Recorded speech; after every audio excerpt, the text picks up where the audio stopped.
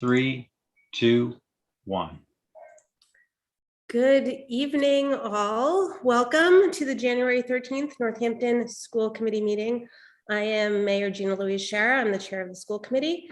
This meeting is being held remotely on Zoom pursuant to the modification of the state's open meeting law for the COVID-19 pandemic.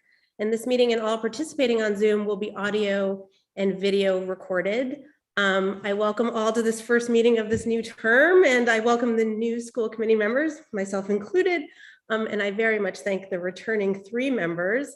I am looking forward to working with all of you for the students of the Northampton Public School District and to having productive, respectful meetings and deliberations, and to setting the tone and serving as role models for what, for what we ask of our students. So, I know my daughters have gone to Bridge Street. I still have one at Bridge Street, and at Bridge Street, we refer to the 4 R's. And that's what's asked of students: to be respectful, reasonable, reliable, and responsible. And I know that we will all strive to do that as well. And I also ask that we be patient and kind with each other, as we're all, many of us, very new and are learning. So welcome to this new term, everybody. And I will ask our clerk, Annie Thompson, to please call the roll of the Northampton School Committee. Mayor Sciarra. Here, present. Member Robbins. Uh-oh. I'll ask you all to unmute while I call the roll. Is she not a co-host? I am. Okay. Oh. I am here and I'm happy to be called Mig. I think that's a decision we might have to make. It's a decision that I think will have to be the vote of the committee, I think, somewhere along the line. Member Gazy. Present. Member Seraphy Cox. Present. Member Stein. Present. Member Levy. Present. Member Miller. Present. Member Goldman. Present. Member Agna. Present. And Member Davis. Present. Your Honor, you have a quorum. Wonderful, thank you. Okay, we will begin with public comment. If you wish to make a public comment, please use the raised hand feature in the bottom menu bar under reactions.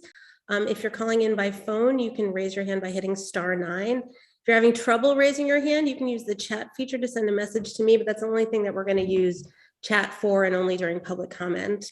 And you may email the school committee clerk written public comment to have it be part of the public record.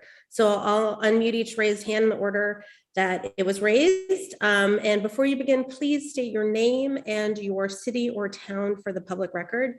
I'll set a 3-minute timer to ensure everyone has an equal opportunity to speak. And I ask that all but the school committee turn off your video until called upon if possible. Only the person recognized has the floor. This meeting can also be watched on Channel 15 or by streaming on Northampton Open Media's YouTube channel and their other platforms. And as always, I thank them for this public access. So first up, I see Julie Blanco. Can you unmute? Yes. Hello, everyone. Thank you for holding this meeting. So I'm Julie Bianco, the CEO at the Hampshire Regional YMCA. First, I want to say thank you to the committee and the school staff for all you do to help our youth in Northampton. We certainly, as the YMCA, know how hard it has been over the past few years. As a 130-year-old community organization who has offered childcare in our public schools since 1992, we continue to be committed to offering safe, accessible, licensed care for families. In a typical year, our childcare programs serve 300 families and our Y serves close to 12,000 individuals. We have worked diligently to provide childcare services in our schools throughout the past 30 years, including offering remote childcare and in-person camp during the past 2 years of COVID, when other options were not available from other organizations or from the school. Our Y already has the necessary infrastructure and administrative capacity to provide childcare and camp programs, including registration, communication, accounting, and human resource departments. Since learning in August, through a public post, of the school committee's decision to research alternative options for school-age childcare, our Y has initiated communication with the school committee members, the mayor and superintendent's offices, current program participants, and the public in order to share factual information about the WISE current programming. We have also conducted surveys to gather information about the actual needs for childcare. We strive to provide quality, accessible, equitable services that meet the needs of our community. The YMCA is the largest provider of childcare in the state, helping us to ensure quality, safe programming. As an EEC licensed program, we accept state-funded vouchers, and as a Y, we also provide additional financial assistance for families in need. In addition, we provide free programming for children in foster care, as well as our local refugee population. Our YMCA is uniquely positioned to offer consistent care, transitioning children from their school days to after school to summer camp programming with caring, concerned adults. Our staff have the passion to build relationships with the school leaders and our families to ensure individual care is given and support is provided to each child. We're committed to continuing our long history of providing care for our community. Our hearts are with the families we serve, and we ask you to continue to offer childcare programming in the schools through the Hampshire Regional YMCA. Thank you. Thank you so much. Okay. Next, we have Amy Martin, please. Hello, everybody. I am Amy Martin, and I live in Northampton, and my daughter is a student at Northampton High School. I am also a member of REAL, Racial Equity and Learning, which brings together Northampton Public School teachers, staff, students 6th grade and older, and caregivers who are committed to developing an anti-racist school district. And on behalf of REAL, I want to express my appreciation to all of you for your dedication to the district and to welcome those of you new to serving on the school committee. I also want to thank all of you who responded to the REAL questionnaire prior to the school committee election. For those of you who don't know, I just wanted to take a minute to tell you a little bit about REAL. We have an email listserv, a website, a social media presence on Facebook and Instagram, and active subcommittees, including a story sharing exhibit subcommittee, which is a digital exhibit with an in-person exhibit planned for this year later on, hopefully. The exhibits feature stories shared by people about their experiences with race, racism, and anti-racism in the Northampton Public Schools. This work involves collaborating with teachers and students district-wide to help encourage thoughtful conversations and action that moves us closer to the anti-racist district we believe can exist. We also have a restorative practices subcommittee, which is led by 2 REAL coordinators with extensive professional experience facilitating restorative practice circles. The committee focuses on building relationships and holding the district leadership accountable for its commitment to restorative practices, moving away from a punitive school culture based on power over and towards a model based on power with. The group was awarded a grant which supported the co-chairs in designing and facilitating a recent training in restorative practices for members of our community. And in fact, we'll be leading a workshop at the Resistance Center's Martin Luther King Day celebration this coming Monday, titled Restorative Community Building for Justice.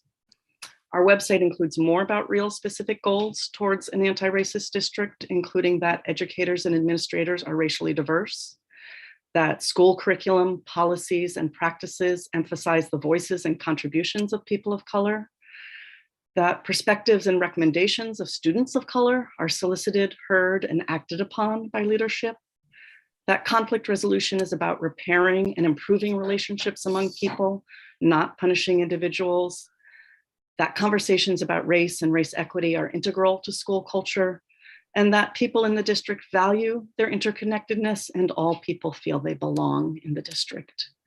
We'll be emailing all of you with a link to our website, with all of its resources, to our social media, and an invitation to join our email listserv if you're not already on it. And again, we thank you so much for your dedication to the kids in our district, and we look forward to collaborating with you. Thank you so much. Next up is Jonathan Brody, please.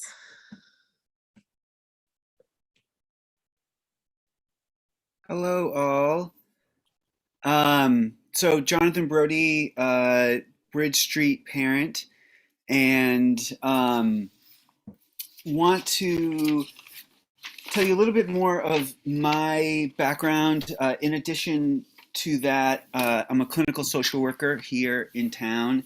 I've worked in the Valley for 16 plus years now, worked as the manager for outpatient mental health clinics, and I served as the clinical director for a high school for special education here in Northampton. And I currently serve as the clinical consultant to the 5 recovery high schools in the state.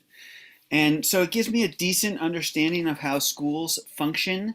I'd like to think I've got a bit of a better understanding of people's needs, those biological, psychological, and social needs. And obviously, children have basic educational needs.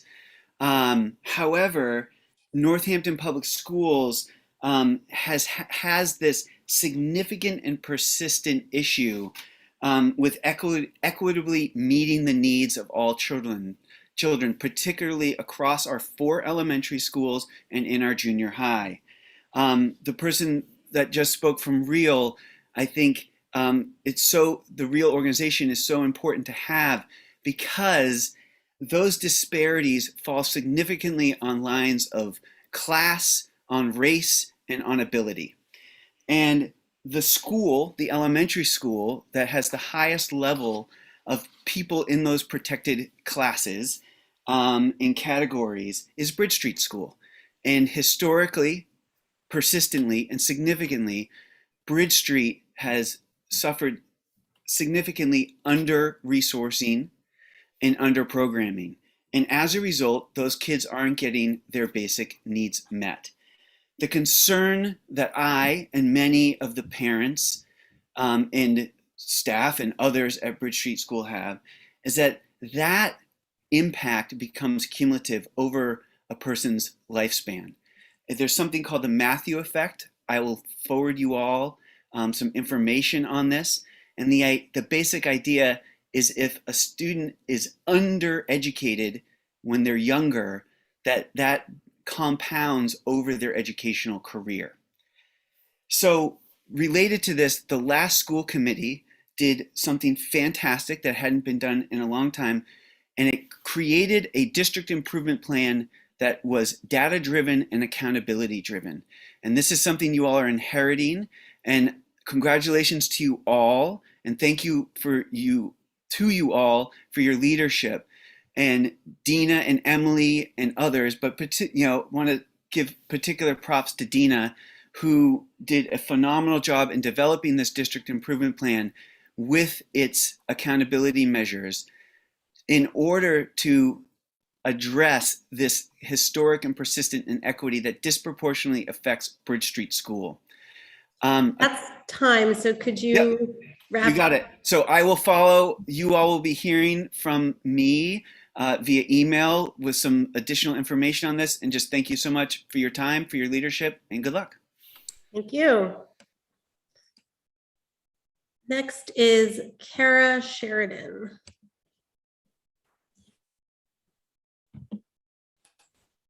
Good evening. My name is Kara Sheridan. I live in West Suffield, Connecticut. I serve as one of 2 associate principals at Northampton High School. I'm here this evening to show my support for my colleagues, Karen Albano, Director of Curriculum and Instruction for the Northampton Public Schools, NHS Principal Lori Valancourt, NHS Associate Principal Megan Harrison, the 10 NHS department chairs, and over 100 educators at NHS, as well as the administrators, department chairs, curriculum team leaders, teacher leaders, and countless educators at our other district schools who have devoted their careers to researching, drafting, piloting, and implementing curriculum, as well as identifying materials that engage and challenge our students to think deeply and critically, all while using systems of equity and inclusion like the 9 forms of bias protocol to reflect deeply on the curriculum, materials, and instructional practices we employ. My colleagues are professionals, and the curriculum work should remain in their extremely capable hands. The creation of a school committee subcommittee for curriculum undermines and devalues our educators' work, and according to the Massachusetts Department of Education, is outside the purview of the school committee's roles and responsibilities.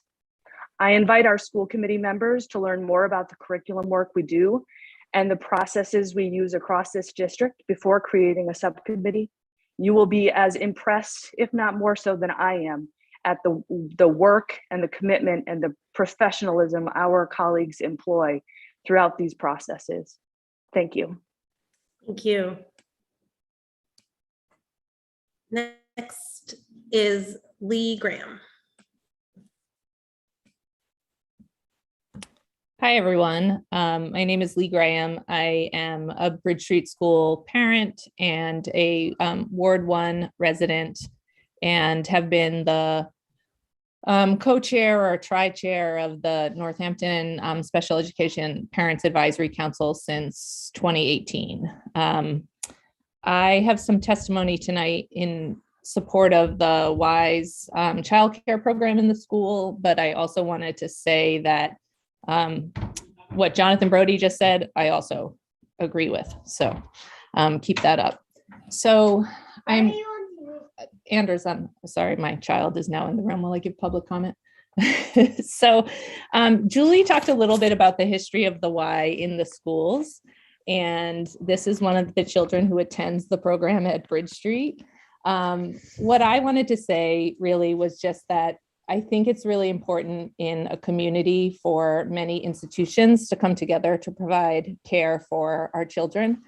And one of the concerns I've had with the proposal of the district offering its own childcare program is that it puts even more pressure on the schools, not only during the one of the most demanding times of our lives right now, but in general. And Are you on as TV? I am on TV, yes. And I'm on TV. and as Jonathan said, Bridge in particular is very overwhelmed with the proportion of high need students and how stressed we all are during the pandemic.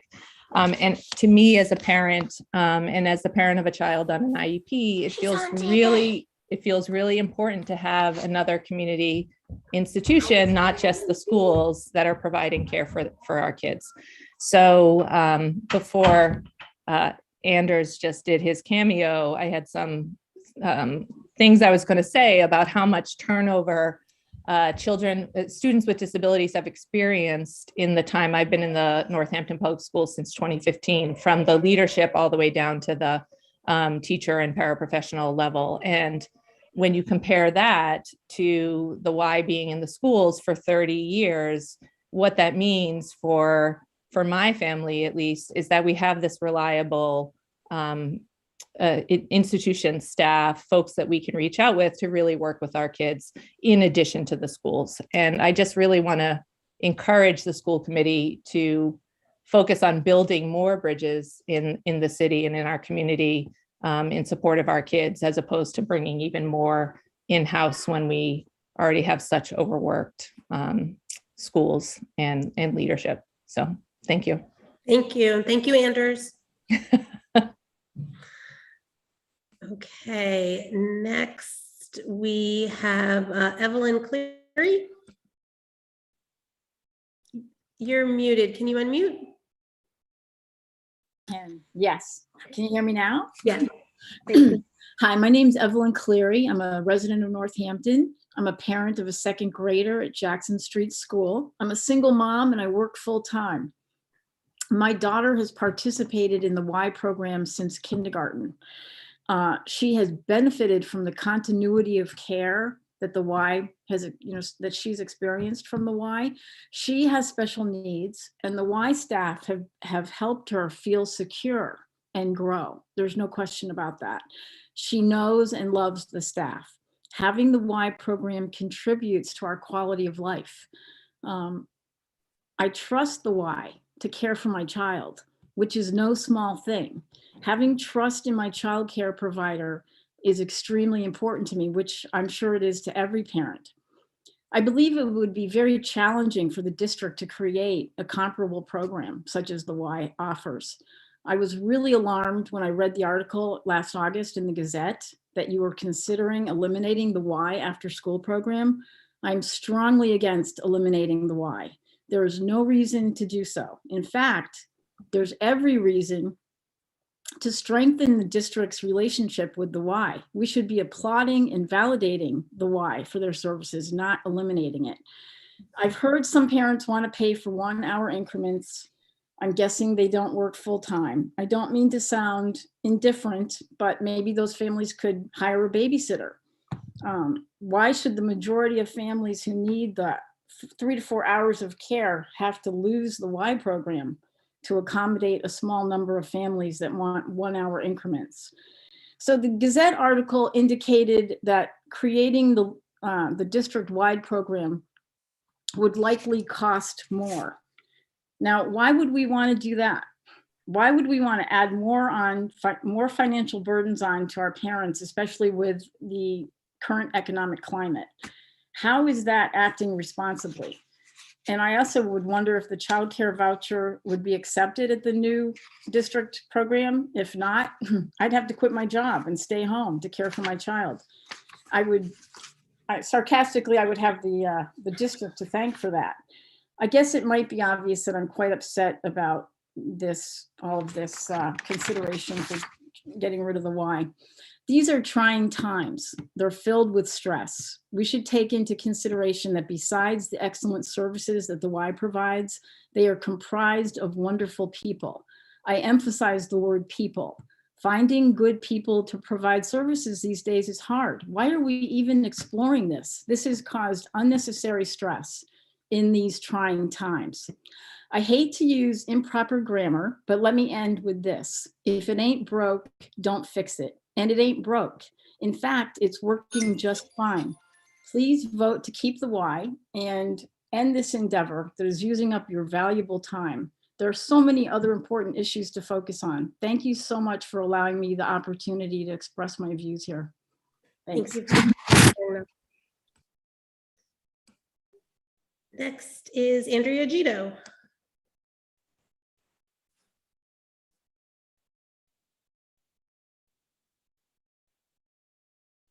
I Hello. think you're unmuted. Hi. Okay. Good evening. My name is Andrea Gito, and I am the president of the Northampton Association of School Employees. I would like to congratulate you, Mayor, and all the members of this committee on being elected to such an important position, and welcome you all. And I'd like to thank you for your willingness to serve the Northampton Public Schools. Thank you so much for being here and for all the hard work that you're about to embark on. I noticed on the agenda that there's a vote to create a curriculum subcommittee. And I just wanted to share with you that our district has an amazing director of curriculum and instruction, amazing department and grade level chairs, curriculum teacher leaders, and many committees with hardworking and knowledgeable educators that make decisions about our curriculum on almost a daily basis. We've worked really hard to raise up the educators in our district so that all members are active in choosing curriculum, testing it, working with their students, making professional decisions. And I'd like to ask that you trust those educators and not vote to have a curriculum subcommittee. It's unnecessary at this time, and it's something that our educators work on diligently on a regular basis. And I thank you for being willing and wanting to participate in that. But there's a lot of other hard work that this committee is going to need to embark on. And I think it would behoove everyone to let the educators in our district that are doing the work around curriculum continue to do that. Thank you for your time. Thank you very much. Okay. Next is Jamie.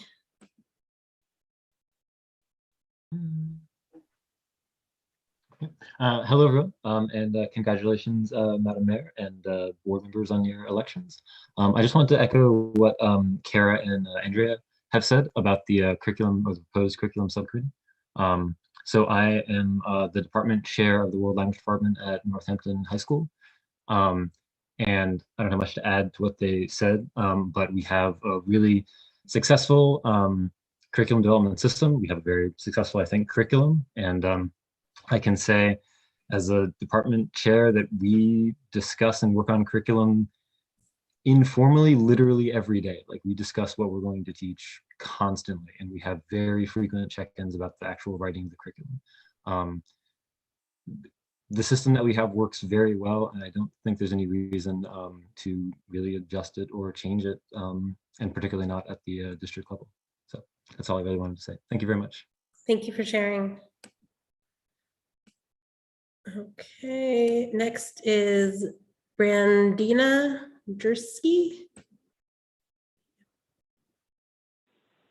Hi, everyone. Thank you so much. Thank you to the school committee. Yes, my name is Brandina Jersky. We are residents of Northampton and have an elementary school kiddo at Jackson Street. We're relatively new to the area just this summer, and we have been so impressed, honestly, by the accessibility of this committee and all of the members of the district, quite frankly, and the individual schools. So thank you for your responsiveness. I know I've emailed a couple of times. I'm really here tonight in support of the child care program at the Y at Jackson Street and the other schools. I really echo the sentiments that have already been shared. We are a dual working household, but we rely completely on the YMCA after school program, full time, 5 days a week until 5 or 5:30 at night. We utilize that program not just after school, but also its offerings during the holiday weeks and the early release days. And, we work, my husband and I work jobs that don't, allow for a week off in February or a week off in April. And so all of those additional care days that the YMCA provides as part of its school age programming is huge beyond just the after school. We have been so impressed by the program and their staffing and their support, and quite frankly, just how devoted they are to the children that they serve, and would really love to see the YMCA expand their program to Leeds and also expand in other ways that the community needs. My understanding from talking to Julie and other folks at the Y is that they are open to figuring out and incorporating other models if there's interest there. And in addition to the model that they already use. And then the other thought that I've been really mulling over in my professional work is in healthcare administration. And so I'm sort of trained in thinking about unintended consequences of decisions. And one of my really big fears, actually, in addition to losing the after school element of the YMCA, is just what kind of impact that would have on the YMCA and their ability to run all their other programs that they run during the year, whether that's a staffing impact. Lots of their summer programs are run by the folks who are staffing the after school program through the year.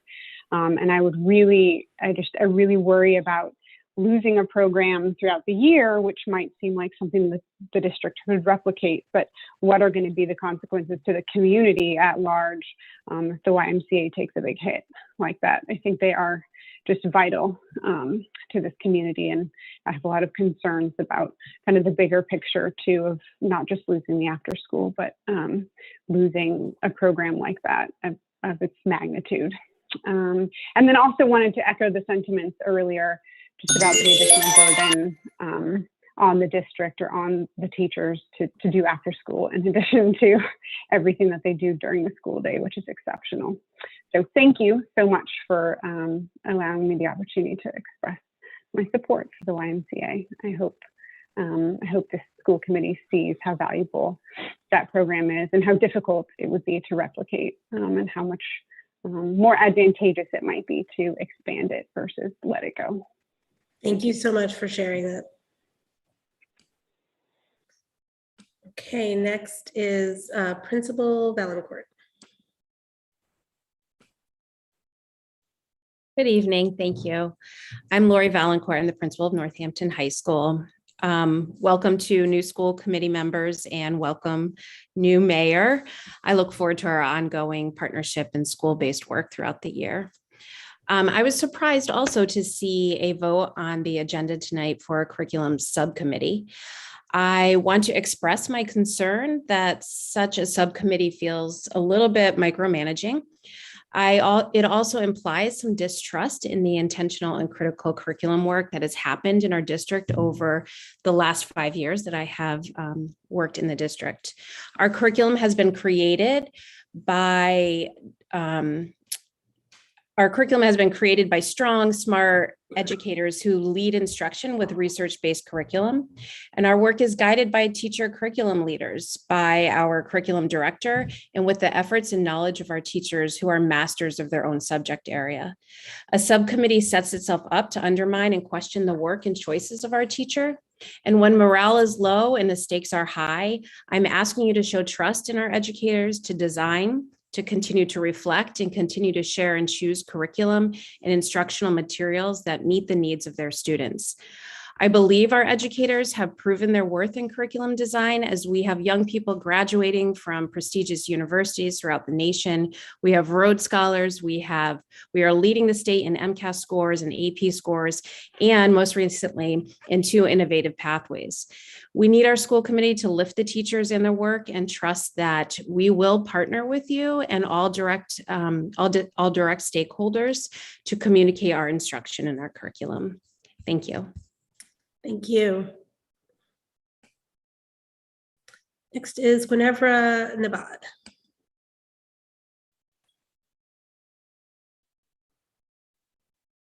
Yes, hello. My name is Gwen Nabad, and I live in Ward 1A, and I actually don't have any children in the school system, but I have friends and neighbors who have their kids in the school system here. And I'm here to support keeping the Y and expanding the Y because it's just very much needed. I wasn't going to speak tonight. I just kind of was sailing through meetings tonight and I just popped in, but I want to just reflect on the Matthew effect. I'm 52 and I was undiagnosed as a child of a disability. People just didn't have the time or they wanted to be in denial. And most of my life as a single parent, I've lived in poverty. Just never believing that I was intelligent enough to really be able to go to school. But in 2020, after I moved here to Northampton, I got a diagnosis and it has enabled me to go back to school and get high honors and have a life that feels more productive and meaningful than before. And so it just makes me sad to think that with just a little bit of accommodation, I didn't have to live this way. And so hopefully that is taken into account when it comes to the needs of the kids in the community and supporting the Y. Because as a single mom, I know it's really tough to be doing it alone. I have 3 and they're grown now, but I, earlier in my life, I had to leave school, because my daycare got cut.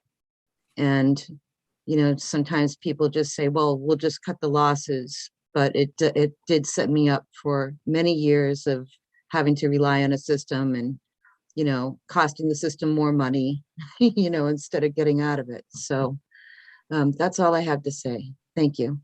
Thank you. Okay, and next is Megan Harrison. Hi, thank you. My name is Megan Harrison, and I'm the Associate Principal of Curriculum and Instruction at Northampton High School. In my position, I work collaboratively with our department chairs and teachers in the development, implementation, and revision of curriculum. I'd like to offer you all a sense of some of the meaningful curricular work that's happening at NHS this year. We've implemented the 7 forms of bias protocol to select anti-bias and anti-racist instructional materials. We've expanded access to advanced coursework by offering 6 free on-campus dual enrollment classes, as well as adding new AP offerings. We're determining new course and program offerings.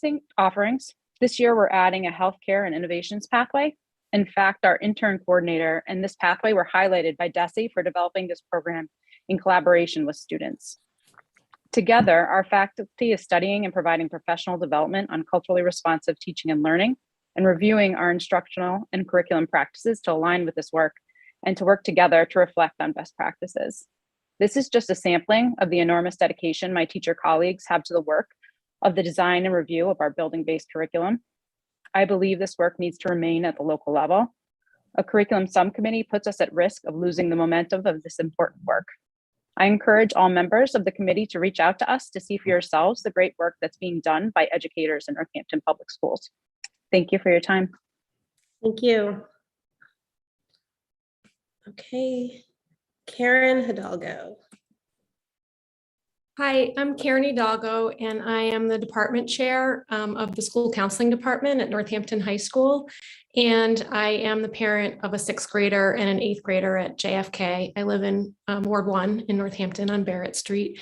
And I think my colleagues really said it well, my questions and concerns about the idea of a curriculum committee at the school committee level. So I just want to echo what they said and wanted to take the opportunity to introduce myself to you all. Thank you.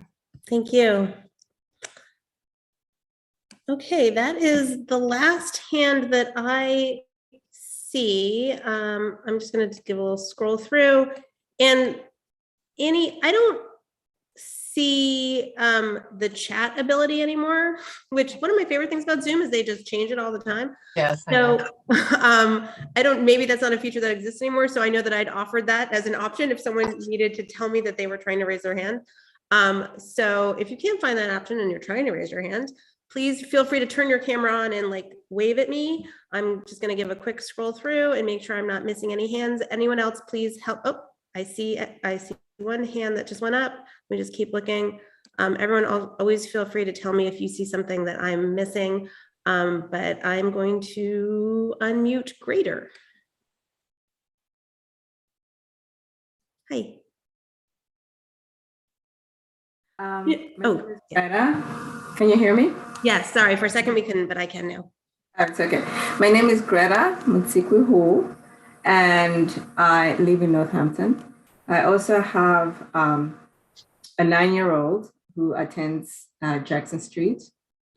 And I second all the people supporting the Y School program. My daughter has been attending the Y programs since she was in preschool when we initially moved to Northampton. And she is now in grade 3. We love what the Y has done so far and continues to do every day and every year. We know most of the counselors at the Y, and we know that whoever works at the Y has been vetted, and therefore we fully trust them with our child. We really cannot fathom or see our family starting from scratch, trying to gather as much trust with somebody new, somebody we don't know. And so I really support staying with the Y after school program. Thank you. Thank you so much for sharing. Okay, and next is Sam Hopper. Hi, thank you. Can you hear me okay? Yes. Great. My name is Sam Hopper. I live in Northampton, and I will be quick. I hope the committee votes against forming a curriculum subcommittee. I remember when we used to have one, and I'm glad that it's gone. I really trust our educators, and I'm grateful to them and echo what more eloquent folks have said before me. And there's a lot of work a school committee has to do. This is not necessarily one of them. And I look forward to a school committee this term that's going to focus on their job. Thank you. Thank you. Okay, I see no further hands. Annie, I think that member Robbins may not be a co-host. And I don't have the ability to make her one. Okay, so seeing no, let me just do a quick scroll. Seeing no further comment, we will close public comment. Thank you all for sharing with us. And we will move to our next item on the agenda, which are announcements. Are there any announcements from members of the school committee? Not seeing any hands. I think I can see all of you. Oh, sorry, member Seraphy Cox. That's okay. I just wanted to let folks know that the second sign at Bridge Street School has been installed. Earlier in the year, the actual sign that says Bridge Street School was installed, and now there's a community board that is right on the barrier between Lamprey Park and Bridge Street School. People can drop off flyers there to be posted up. There's like a mailbox where you can put in a flyer, and the Ward 3 Neighborhood Association, in collaboration with the school, oversees the sign and the upkeep. So many thanks to the Ward 3 Neighborhood Association, and especially former school committee member Ronnie Gold, and all the folks on the Ward 3 Neighborhood Association who raised several $1,000s in order to get a sign for Bridge Street School, which is the only school in town that did not have a sign with its name on it. So really excited about that. That is excellent news. Thank you for sharing. Any other school committee announcements? Okay, seeing none, we will move on to recommended actions, which is what is the consent agenda is called. So there's no discussion on items on a consent agenda. So if a member wishes to discuss an item, it needs to be removed from the consent agenda. I'll read the items and then ask for any removals, and then look for a motion to approve the consent agenda. So the items are approval of minutes from the following school committee meetings: September 9th, 2021, September 23rd, October 14th, October 28th, November 9th, and December 9th, all 2021. Item B is acceptance of donations to Smith College to Northampton Public Schools for $23,000. That's for Macs, PCs, laptops, and cameras. And from the Northampton High School class of 2015, $2,781.83 to help rebuild the Black Box Theater at Northampton High School. And then item C are budget transfers. Is a budget transfer of $25,000 to SPED evaluations at Northampton High School. And that is the last item on the consent agenda. So any requests for removals? Seeing none, is there a motion, please, to approve the consent agenda? Motion to approve consent agenda. Second. Motion's made by member Levy, seconded by member Seraphy Cox. Any roll call, please, on the consent agenda? Member Robbins. Yes. Member Gazy. Yes.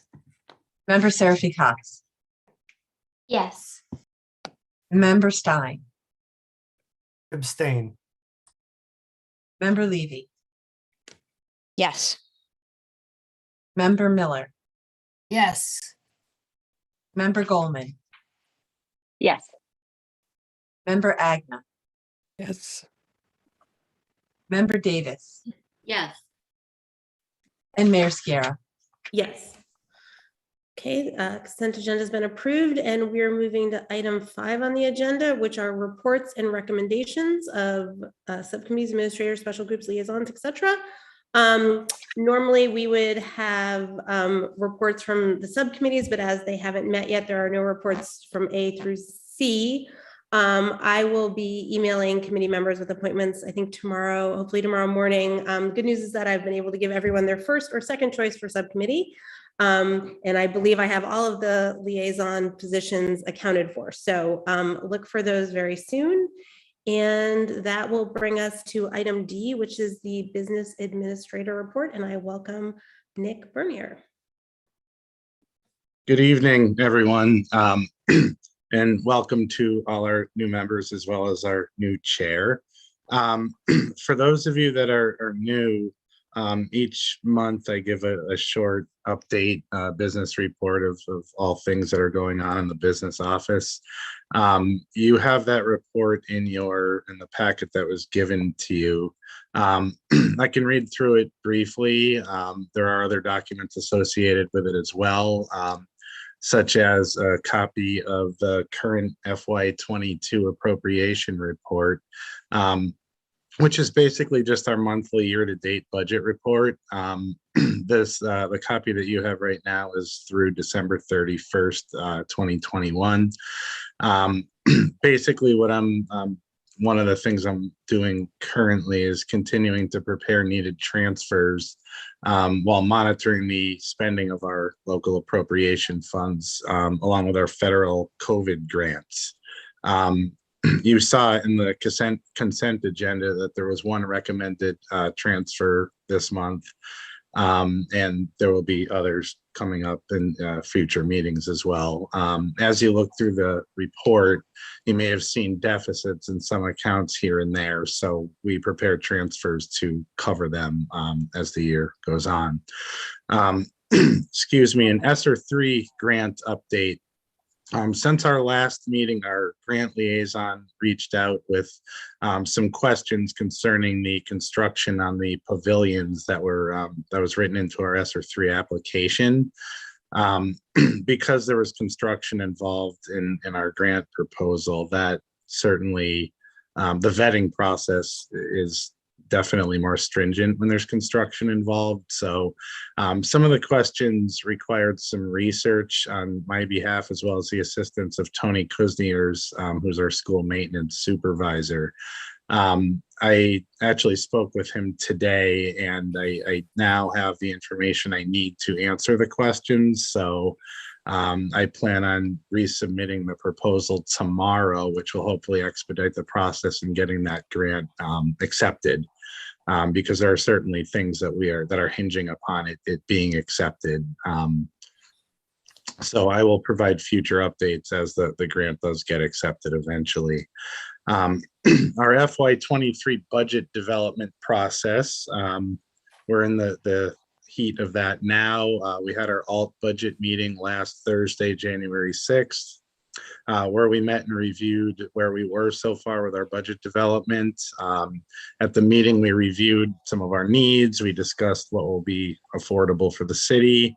And of course, we'll continue to have conversations with our alt team, factoring in large increases in cost of some services, excuse me, such as utilities. So that's going to be huge as we continue this. There were no gifts valued at less than $1,000 given to the district since our last meeting. There was donations approved in our consent agenda, but those were all valued at larger than $1,000. Gifts valued at less than $1,000 can be approved by our superintendent. When that happens, I do list them here on my report, though, so you're aware. Lastly, in the documents that you were given, I provided you copies of the 2 bill warrants that were approved by former school committee member Fallon during the month of December. So that's pretty much my business report. Does anyone have any questions? Member Levy? Hi, thanks so much, Nick, for the reports. course. The personnel report it just caught my eye. I was a little concerned to see 2 JFK ESPs leaving after just a month. And I know that it's typically inappropriate to share details of separations with personnel, but it's concerning to me, and I'm wondering if I wanted to raise the concern and then also ask if there are any details that are appropriate to share with us. I honestly have no idea why either of those ESPs resigned in the course of only a month's time. Certainly that sticks out to me as well when that happens, because I process all of the HR paperwork when people are hired and when they separate. So, every now and then when I do see somebody and then not too long of a time, later I see a separation, it certainly raises, it catches my eye as well. In this instance, though, I don't have any information as to why they resigned. Okay, thanks. Any other questions? Okay, seeing none, Nick, if you wouldn't mind rolling into, or did you you've completed both your reports? No, I haven't done the personnel Okay. report yet. Sometimes they roll Sorry. into one, sometimes they don't. It's all good either way. Our personnel report for this month, we had 10 new hires, or for the month of December, I should say. We had 10 new hires. We had 5 separations. One of those separations was a retirement. And we had 1 transfer of somebody moving to a different position in a different building. For those of you that are new to the committee, each month you'll find I take a look at demographic data for staff members who resign. It was something that I was asked to do, I think probably at my first meeting, just to see if there's any disproportionate trends among just demographic information among staff members that are resigning. So of the 5 separations in December, all of them were female, all of them were white, which that's the first month that's happened. And then I usually just briefly talk about the year demographic data as well.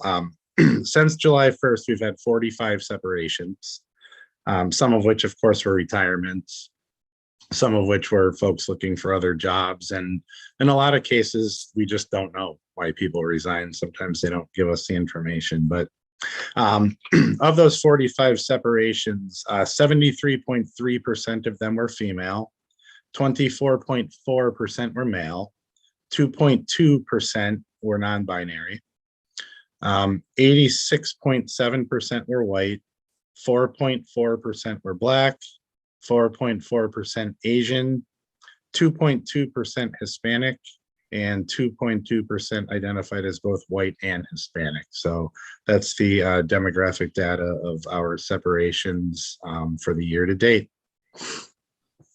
Thank you. Member Robbins? Yes, in listening to school committee meetings that have happened in the last few months, I know there's been an ongoing question about doing exit interviews for people who have chosen to leave the system or transfer to a different way of work. And I guess it isn't really something that has been successfully addressed as yet, but I'm going to raise it as an ongoing concern, possibly for the new school committee, as really being a priority. We do need to know why people leave our school system. We're having a hard time attracting new folks. So I'm just putting it out there as an awareness. And I know we've been told it's not possible for the bandwidth for administrators to do it at this time. And it is possible for the school committee to possibly adopt a practice where we could hear what those rationales are and those concerns, and just letting that happen. Thanks. Thank you. Any other questions, comments? Okay, seeing none, thank you so much, Nick. You're welcome. And next up, we have the superintendent's report. So Dr. Provost, thank you. Thank you very much. I'm going to start by sharing my screen.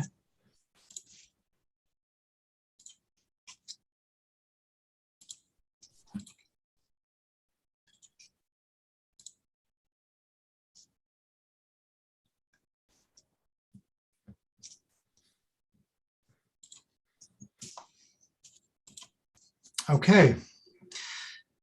So the struggle to educate students in the face of the COVID pandemic has entered a climactic and I hope final phase. Since December 29th, when the commissioner announced an unanticipated educator testing program, district staff have been working day and night to try to manage this pandemic. I mean that literally. I mean that every weekend, every holiday, till very late in the night, just preparing for the next day to try to keep schools open. The virus doesn't rest on holidays or weekends, and neither can we. Last week, we didn't receive our individual PCR tests in a timely manner for the first time. That was due to the tremendous increase in test demand based on positive pools across the state, as well as staffing shortages at the lab caused by technicians who were sick with COVID. Yesterday, I had to notify the community that our contact tracers were overwhelmed and it might take us some time to reach all the close contacts. Recently, I was on a call with a physician who was pleading with schools to stay open because she felt the capacity of the healthcare system to respond to the Omicron surge would be disastrously compromised if they lost their workers with school-aged children. That's the first time in this entire pandemic that I've heard anything like that. In short, this is not like prior surges. All our systems are at the breaking point. People are exhausted and anxious, and a lot of them are getting sick. Nevertheless, we found a way to keep the school doors open. It's a credit to our staff who keep showing up every day they're able to. It's a credit to our students who've accepted with grace the many restrictions upon their freedom that are a hallmark of learning in the COVID era. And it's personally humbling for me to know that this community continues to trust us to keep their precious children as safe as they can during this time of peril. It's truly a privilege for me to be able to lead a school community through this historic challenge. I think it may be the most important thing I do in my career as an educator. It's a challenge that might get a little bit more trying before it gets any easier, and I want the community to understand that. However, if we continue to support each other, I know we'll be able to get through it. Another challenge we'll face is finding a new director of student services. As you all know, Dr. Plummer is joining DESE in the statewide systems of support, which focuses resources on schools and districts with the greatest need. After spending many years helping students with the greatest need achieve amazing results, it's only natural that her next professional journey would focus on helping districts with the greatest needs improve their outcomes. Here you see the projected timeline for finding a replacement. The position is currently posted and a search committee is being formed. I would ask whichever member of the committee is appointed liaison to the Special Education Parent Advisory Council to join us on the search team. The posting closes on the 24th. Later that week, we'll meet with the search team for orientation and training. At that time, we'll distribute the candidates' materials. The next week, we'll reconvene to compare our ratings of the individual candidates' packets and decide who we want to interview. Interviews will be scheduled for the following week. This is one of the few positions that's appointed directly by the committee. And Dr. Plummer's last anticipated on-site day is approximately February 16th. So I would strongly recommend that the committee schedule a special meeting the week of the 14th or the 21st to conduct finalist interviews. Now, it's likely that we have a meeting scheduled on the 1st and the 10th and the 24th. So this will be a fourth meeting in the month of February, which is very hard, but I don't see any way around it. Speaking of ways around, I have to report that students have been finding ways around our internet filtering software, particularly at the middle school. In an attempt to address this problem, we'll be piloting a new security filtering and classroom management program called Delato at the middle school. Currently, we're using a program called Securely. Delato differs in that it uses AI to actually screen the page for inappropriate content and blur images or sections of videos that are inappropriate, whereas Securely can only use algorithms to completely block or completely allow content. This is a tool that can also be used by teachers to see where their students have on their screens when they work in their Chromebooks during school hours. Delato is compliant with our student data privacy policy, and if it turns out to be an effective solution, I'll be back with a recommendation concerning the possibility of a more widespread adoption. Next, as mentioned in public comment tonight by Jonathan Brody, we have a district improvement plan. And in spite of all that's happened with COVID this past month, we've also been able to make progress on the district improvement plan. This week I want to talk about, or this month I want to talk about an initiative we're getting ready to undertake that specifically addresses goal number 1 in the area of caregiver and student engagement, specifically our goal to identify possible cultural brokers from diverse communities, school or district employees, or existing caregivers or community leaders. This is a proposal that originates with the parents of the English Learner Advisory Council, known as the LPAC. The proposal is to create an activity that we're calling the Hub. And what the parents have requested is that their children receive additional opportunities outside the school day to practice and learn more social and academic English with peers. Many of the parents who are part of the LPAC and other parents of ELS would like to work in the CUB, and we are trying to figure out a way to make that happen. So that's probably the bright spot for me in the past month. Is one place where I see us being able to move forward in creating a more inclusive and welcoming district. And I look forward to reporting to you more about the Hub in days ahead. And that's my report for this month. Excellent, thank you. Any questions for Dr. Provost? Okay, I don't see any. Thank you. So then that means we are moving into new business, and I just saw our student representative pop on, Lila Niels Duffy, to give a report. Welcome. Hi, thank you so much, and congratulations to all of you, Mayor Chiara, and also all the new members of the school committee, as well as the returning ones.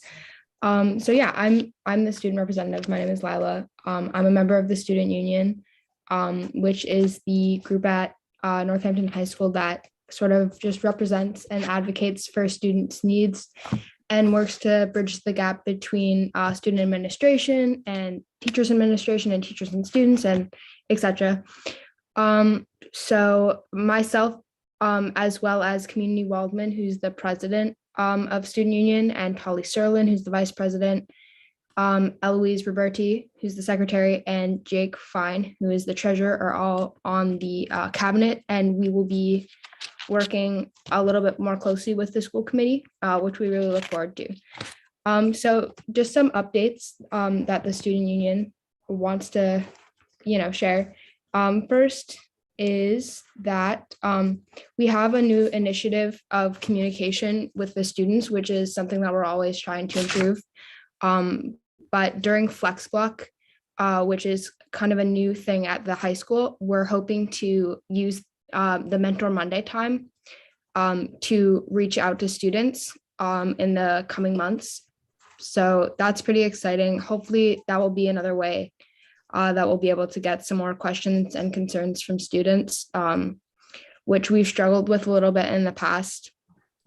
Another thing that we've been talking about a little bit with students and some concerns that they have brought up with us are about lockdown drills, or I guess the lack thereof. We're aware that because of COVID, it's very difficult to do lockdown drills because it requires students being in a very close space, and that's dangerous. But with recent threats to our schools or scares about that kind of thing, students are a little bit worried about that kind of thing. And so there's a little bit of worry that the lack of lockdown drills is gonna be a danger in the future. Another thing is that pool testing produced, I believe, 11 positive pools on Tuesday, which is our testing day. And today students went in for rapid tests to see which person or people tested positive within the pool. So students were taken out of class for that and tested in the gymnasium. Another thing is recently we've been talking to students about standard-based grading, which is the new grading system that the high school is using this year. And there have been a lot of questions and concerns, and the information sessions with the administration, I think, have definitely been helpful with that. But there's a lot more communication that needs to be had with students around standard-based grading. So that's another thing that the student union is working on with, bridging the gap of communication between students and the administration. And then I guess the last thing that I want to talk about is a new student union initiative that we're working on that we are calling the diversity supplement. And that is being worked on by the anti-racism and bias subcommittee, which I'm a member of. And the idea, it's still in the beginning stages, but the idea is to have kind of a required class that focuses more closely on groups that have historically been marginalized within the American education system and that aren't focused on in, more mainstream classes.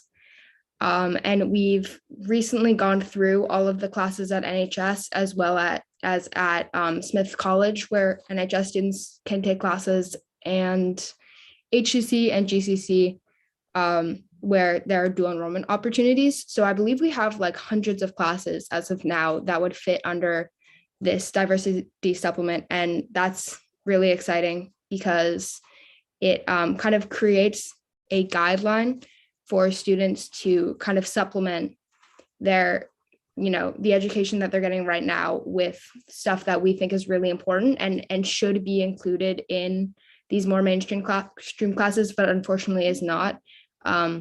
So yeah, that's really all the announcements I have. And I just want to reiterate again, welcome to you all and thank you so much.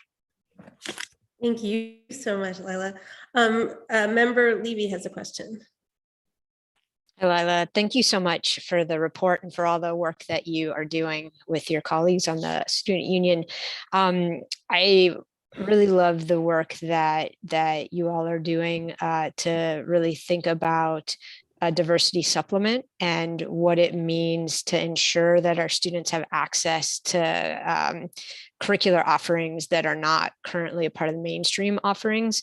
And I totally understand the need for that in this moment because it's not included to the degree that we'd like to see in mainstream courses. And I really hope that your group will keep collaborating with the administrators at the high school, because my fear in having a separate offering is that creates an out for the rest of the teachers to say, we don't need to incorporate any other material into our courses because you've got this other course here. And so I understand it for the time being, and I hope it's a temporary fix as we really try and update the content within the rest of our courses. Please go ahead, Lila. Feel free to. Oh, sorry. You can't unmute. I apologize. There you go. Sorry, thank you about that.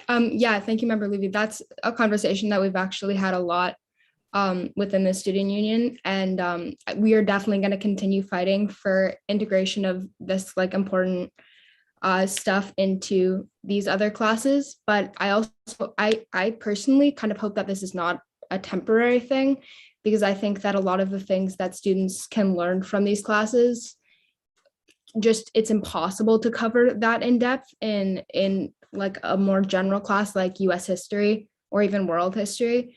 So I think it's really important for students, as well as having a very balanced like world history or US history class, to also have more specific interactions with different cultures and different marginalized groups as well.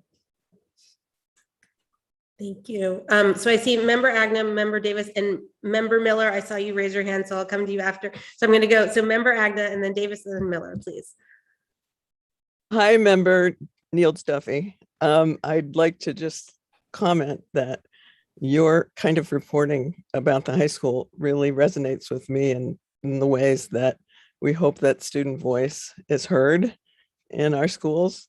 And I really appreciate the kind of substantive work that your student union is doing that will lead to lots of good dialogue, I'm sure, and give and take between the adults and the students at the high school. I think your kind of activism is really great.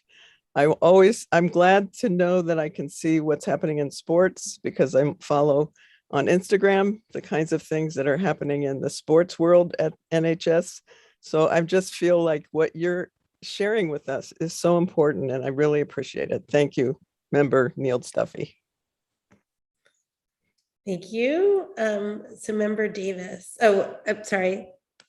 Lila, did you want to respond? No? I was just going to say thank you, Member Agnew, for Okay, Member Davis, please, and then Member Miller after that. Okay.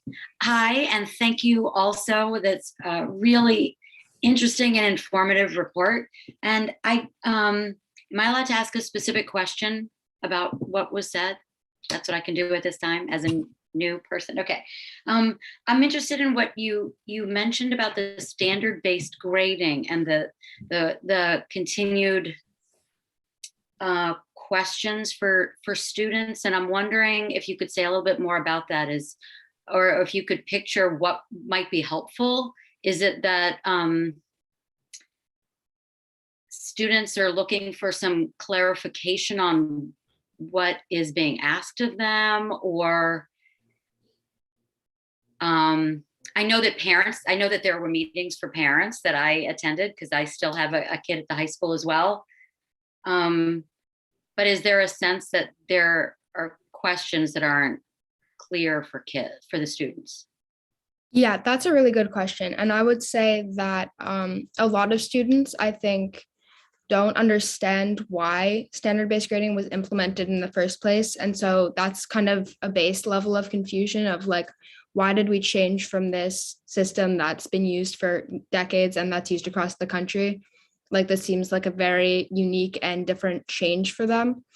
But another thing is that because of it's been a little bit of a shift in the number scale, as well as just like, so there are, I believe, 4 levels. There's, not started, beginning, proficient, and exemplary. And so we're moving away in the process from like A, B, C, D. And students are, especially upperclassmen, I think, are very worried about how that's going to affect their chances of getting into college. And so, and that's what these information sessions were trying to accomplish, but there was very low turnout. I was one of 3 students, I believe, that attended the student information session, which was, and there were 2 sessions, probably Principal Valancourt could also speak to that a little bit. But so I think it's a big process, and, students as well as teachers just still are a little bit unclear on some of the specifics as well as just broader concepts of standard-based grading. So I think that's just something that we need to work on more as a school. And that will hopefully progress throughout the year because this is the first year that it's been implemented as well. But yeah, that's a good question. Thank you. Principal Valancourt, is there anything you wanted to add to that? Thanks for asking. I appreciate what Lila's saying, and I have been meeting with the student union to talk about ways to, to educate students and caregivers about the standard-based grading practices. And I think sometimes because it's so new, it's hard to recognize and trust, for students to trust themselves that they actually do know what's happening. And I've seen a change in the students' understanding of standards-based grading just because I've seen a collective shift in conversation. So students are now talking about standards and what they know in class and what standards they have met in class and how those standards connect to our Massachusetts state frameworks. And so I agree, Lila, and with all the students, that there's always dialogue to have about what is a standard and why are we doing this and what does it mean. But I think there has been a shift in the jargon and the way that students are talking about and experiencing their own learning. So I'm quite proud of the work, and we'll keep finding opportunities to reach out to kids. Like she said, we've offered some opportunities in FlexBlock, and we're definitely talking about making sure that we can do some review in Mentor Monday. And, there's lots of documents that folks can read through, but I think we're well on our way. And, I appreciate collaborating with the union to make sure kids understand. Thank you. Thank you. Okay, Member Miller, please. First of all, Lila, I just wanted to say that I'm so impressed with the work that your group is doing and the issues that you're addressing. So I thank you for all of that. And I really appreciate hearing from student voices, not just administrators. It's very important information. So I guess one of the things that I just noticed was when you talked about the HCC, GCC, Smith College courses that are available. I'm glad that you're all remembering that those are not available to all students, that not all students reach the grade level to be able to do that. And it's really important that all the issues you're talking about are available to every student at every level of, so that all students get benefit from that. And I also just wanted to say that I think it's really great that you're working on how to convey to the entire student body the changes in the grading system. And, I wonder about whether, guidance can do programs too, or whatever, what system can work with all students, maybe in their classes, to learn about the new grading system. So since it's hard to get people to come to some of the meetings you've had. But anyway, thank you for all that you've been doing. Yeah, I completely agree, especially about the grade level thing. That's something the union has worked on in the past. Last year, we had a subcommittee that was trying to lower the grade requirement for taking Smith classes, which right now is a 3.4 GPA, which I think is pretty unequitable. And especially if a student is really interested in a specific subject area, like say history, but has a failing grade in a math class, and that lowers their GPA below the standard, that shouldn't mean that they shouldn't be able to take a high level history class just because they're not succeeding as much in math. And there were complications with that because the grade level requirement for Smith, I can't speak as much to dual enrollment, I'm not totally sure about that, but that's decided by people at Smith College. And so that's where we kind of run into difficulties, but I totally agree with you. And I hope that that's something that the union continues to work on, because I think it's really important that everybody has access to these classes. Thanks, Lila. Okay, any other questions or comments? Seeing none, thank you so much for joining us, Lila. We really appreciate it. Okay, that brings us to our next new business is a vote on the rules of procedure. So these are the rules under which the school committee operates. If there's so I'm looking for a motion to approve or accept the rules of procedure. And it looks like there was a suggestion for a minor suggested amendment that I saw, but Member Stein. Are you not able to unmute? No, I can. Oh, okay. I was before anyway, but I got a little pop-up that says you can unmute, so I just hit that. Okay. Thank you. Yeah,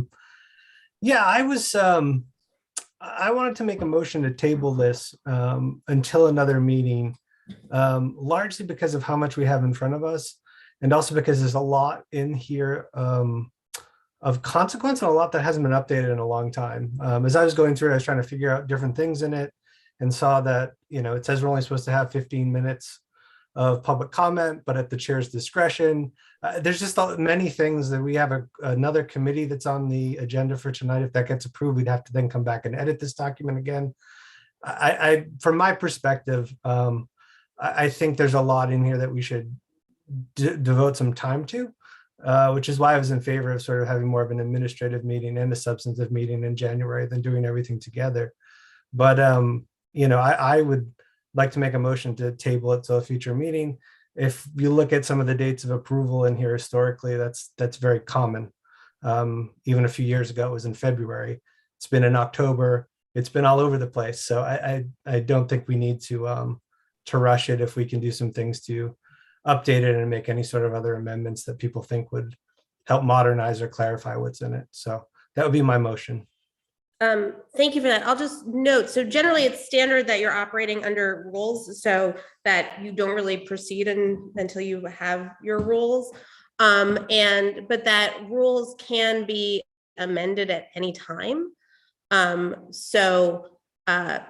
My recommendation would be that we vote on rules and then, at the next meeting, have it on the agenda to make amendments, but generally you're operating under rules. I saw Member Levy next and then Member Seraphy Cox. Member Seraphy Cox was first. Oh, apologies, Member Seraphy Cox. No worries.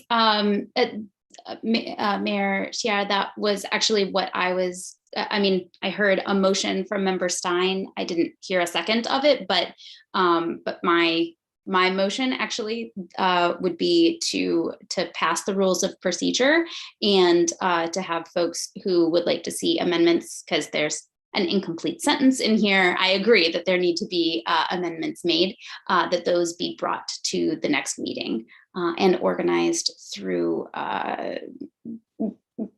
perhaps through the superintendent's office. That would be a question that I would have about kind of how that next step happens in order to organize amendments being made. Okay, Member Levy? I was going to suggest changes, but I'm happy to hold on to them and second Member Seraphy Cox's motion or Member Stein's. It's unclear which one is on the table at the moment. Apologies, because I kind of jumped in. Okay, so Member Stein put forward a motion to postpone, I guess, voting on these. Is there a second on that?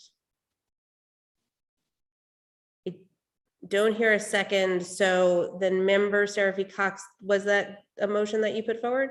Yes, to pass the rules as written here and bring forward changes at a future meeting to be determined. I'll second that. Okay, so it's motion made by Member Seraphy Cox, seconded by Member Levy. Discussion on that moment. Member Stein, did you have I can't remember if your hand is still raised or if it's raised anew. And you're muted. Can you? Okay, you can. Can you hear me now? Yeah, no, I had to lower it. Sorry about that. Okay. I didn't realize. I thought it went off, but my bad.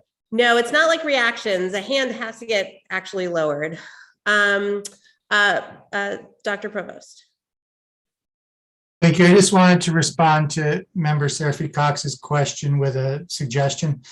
Obviously, members could not, in between meetings, present ideas about the rules for procedure, which would then be shared with or commented on by others. However, if folks wanted to send in their suggested changes, we could put them in a document that could be shared with everyone at whatever meeting this is discussed, so that we could then systematically go through the many suggestions people might have. And I'd be happy to organize that. Thank you. Any Member Seraphy Cox? For some reason, you're the hand with the background of your wall. I know, huh? It's hard to see.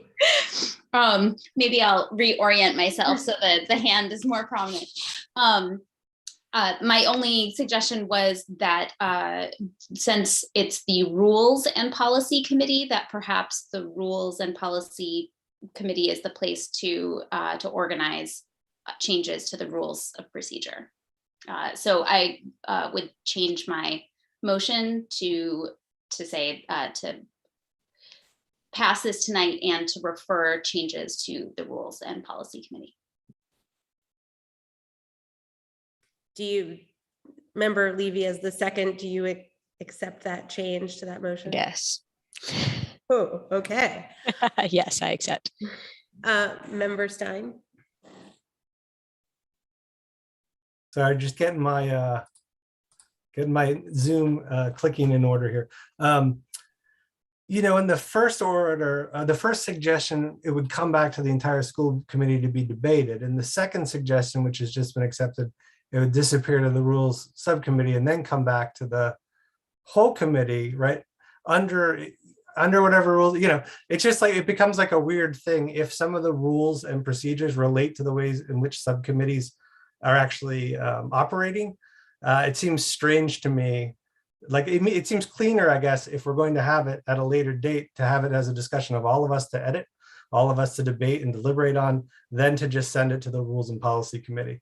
Because there's many things about rules and policy, about subcommittees in there that affect how it would go there. You know, it seems out of order to me, but no one wanted to table it either. So I might be in the minority, which is fine.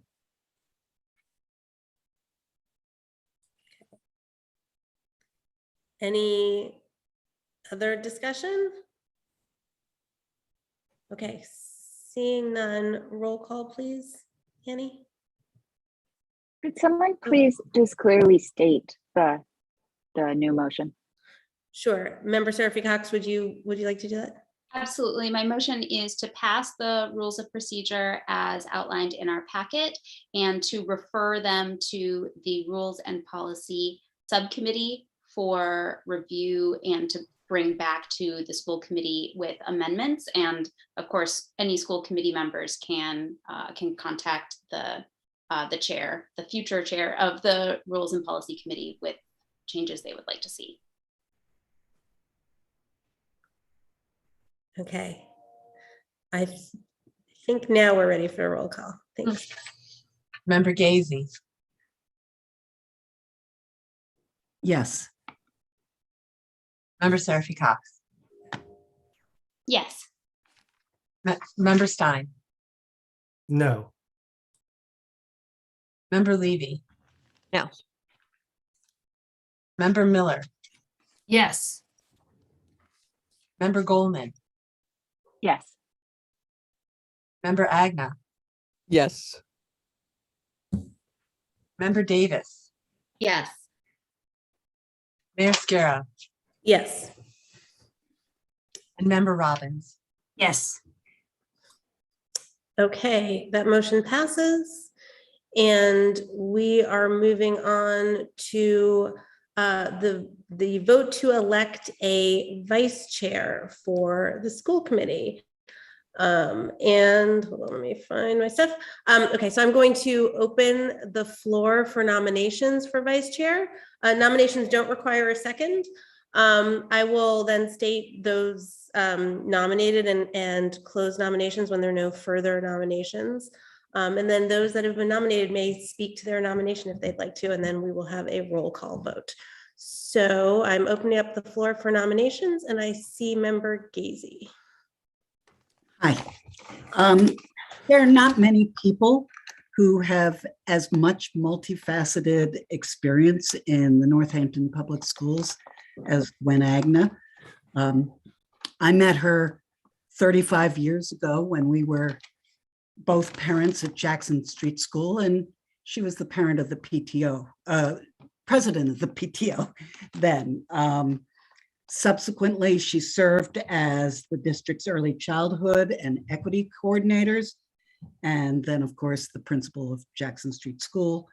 I worked with Gwen for 20 years and always found that she was a builder of consensus and community. Even though she's a newcomer to the school committee as a member at large, by my rough estimate, she has attended about 400 school committee meetings over all those years. Back in the day, principals were required to attend.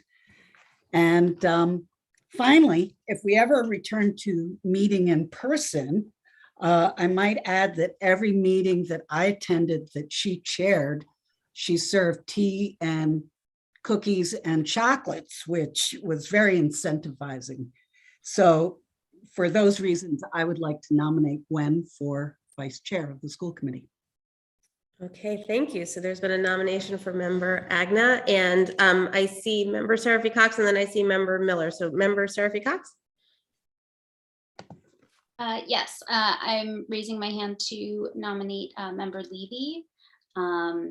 I served with Member Levy last term, and am excited that she would consider filling the role of vice chair. The key elements of vice chair are in my experience, yes, occasionally you sit in for the chair, but mostly it's really about kind of being a liaison between the rest of the committee and the agenda setting committee. So the vice chair is a member of the agenda setting committee, and Member Levy's experience in meeting facilitation and group dynamics makes me excited to nominate her. Okay, thank you. So we have a nomination for Member Levy. Member Miller, is this an additional nomination? No, not an additional. I wanted to second my support of nominating Member Agna. I was on the school council at Jackson Street School as one of my children attended. And I just think that Gwen is a great listener and a coalition builder. And I believe she has the capacity to bring people together and help people make decisions. And I also think her experience in the system is broad, and I think she would make an excellent chair, co-chair, or vice president, whatever. Vice chair. Thank you for sharing that. Are there any other nominations? Okay, I don't see any further nominations. So I'm going to close nominations, and I will invite Member Agna and then Member Levy to speak to their nominations if they'd like to, and additionally, if other people would like to speak to it as well. So Member Agna, would you like to? Briefly, I think I'm quite honored that my former colleague, Member Gazy, would nominate me, and I am interested in the role that the vice chair plays, because I have, as she said, I have been to over 400 meetings, and I understand the need for a vice chair to support the chair and also to provide that liaison between the public and the school committee. I've had a lot of experience making public statements on behalf of the school system and also the programs that I was the coordinator for. And so I welcome the idea that I could help perhaps advocate for what the school committee is doing and also open the channels between the community and the school committee, because I think as one of the reasons I wanted to run for school committee was to try to open up more involvement from the community. So anyway, I'm very honored to have been nominated, but I also am honored to serve under Member Levy also. Thank you, Member Levy. Thanks. I'm also really honored, and I also agree that Member Agna brings a whole host of experiences. And so, you know, this is a position that I am very much interested in, and, you know, I wouldn't be opposed to her either. So, you know, make of that what you will. I think for me, there are a few reasons why I'm really interested in this role. One is, as many of you, I hope know, I very much value transparency and collaboration and voice. One of the things that I really took away, I think one of the most important lessons I took away from my first term on school committee was how critical it is to truly listen to differing perspectives and viewpoints. My mind was changed on a number of occasions thanks to the information and open dialogue we were able to have. I think it's really critical to create space for a whole host of conversations and for each of us to enter into them with an openness and perhaps even some constructive uncertainty. And I hope my role in helping to set agendas could be one that incorporates transparency and that can help us push as a committee to be goal-oriented in our agendas. The other piece that I really see as a role of this vice chair is to think really intentionally about retreats and to ensure that we're scheduling time and opportunities to do things like set goals and ensure that those goals are then driving the agendas that we're setting as a committee. And so I think given the work that I do in my professional life in terms of goal setting and facilitation, that's a role I would be really excited to play. I will say that, you know, I think the the experiences that I bring, having served on the committee, very much inform the way I think about this. And I also still feel like I'm learning and growing, and this is a role that I would be excited to grow into. So appreciate the consideration. Thank you. Anybody else want to speak to either of these nominations? Member Goldman, did I see a tentative hand? There's a hand. Okay. Thank you.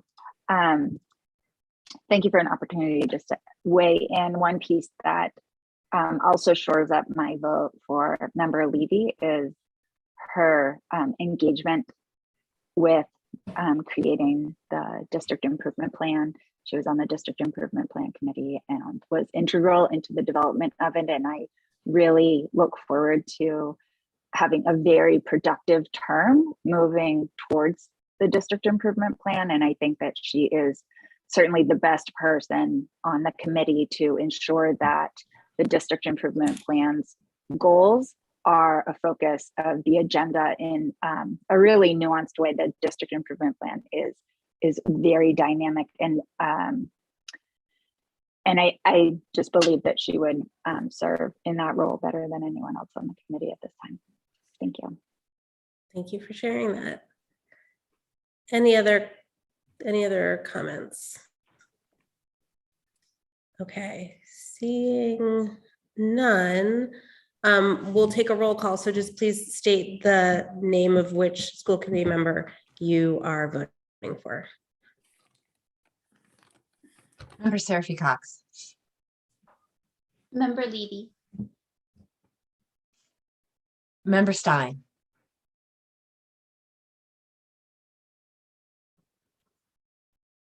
You're muted. Sorry, I got stuck there. It's hard when you have two really good choices. Member Agna. Member Levy. Member Levy. Member Miller. I think you're muted, Member Miller.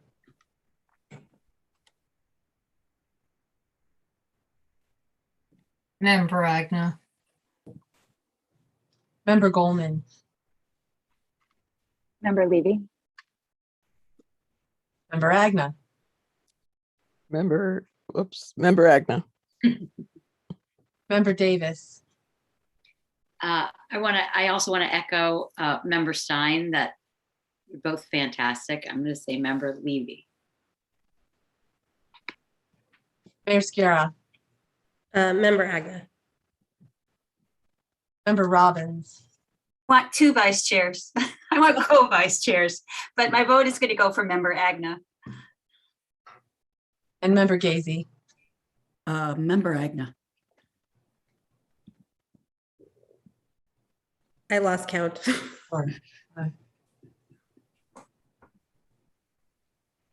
Six in favor of Member Agna and 4 in favor of Member Levy. Thank you so much, both of you, for being willing to serve, and welcome Member Agna as vice chair. Thank you. Moving to our next item is the school committee calendar of meetings for 2022.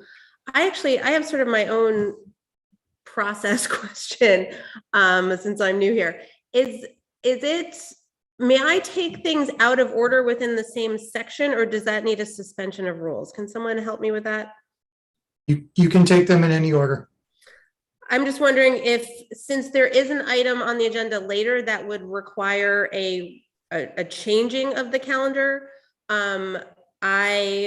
unless there's objection, am suggesting that we move item D after item K. Does anybody object to that? Member Stein? Yeah, just on the same grounds as the other thing, which needed to be changed if that other thing passes.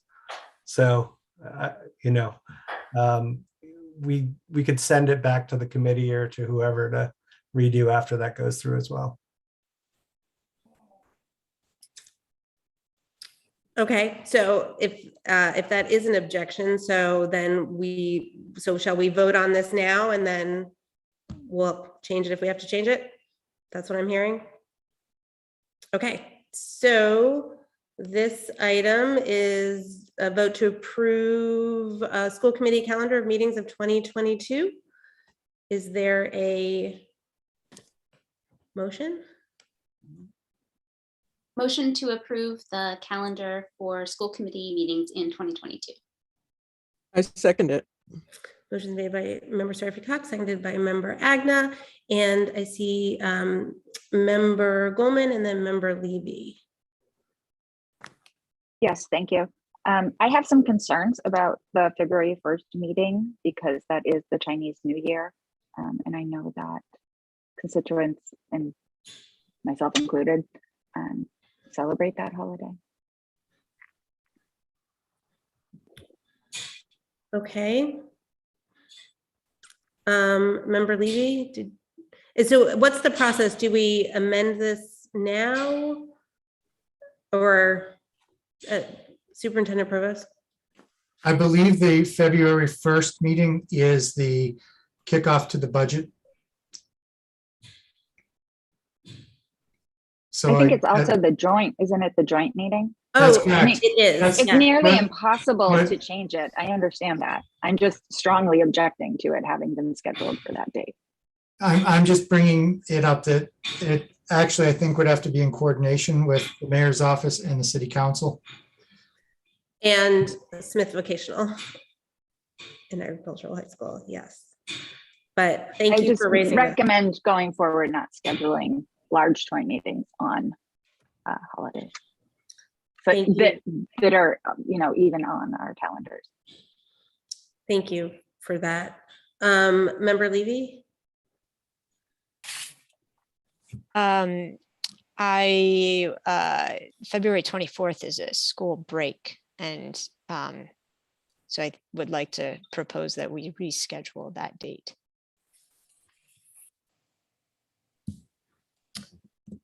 Okay, Superintendent Provost, do you have any?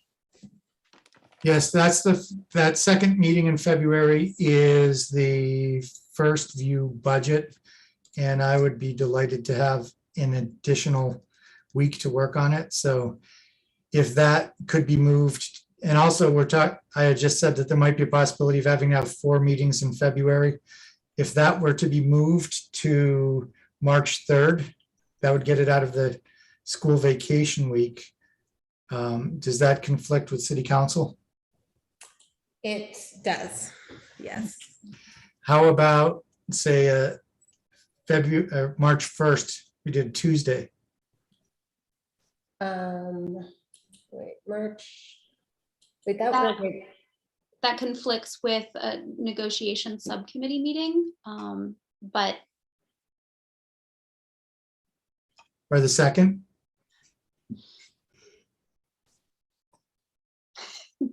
that conflicts with Mama and Metzley Snuggle Time. No, I'm just there's not a negotiations meeting that night. I don't know of a city meeting that would conflict with that, so that could work.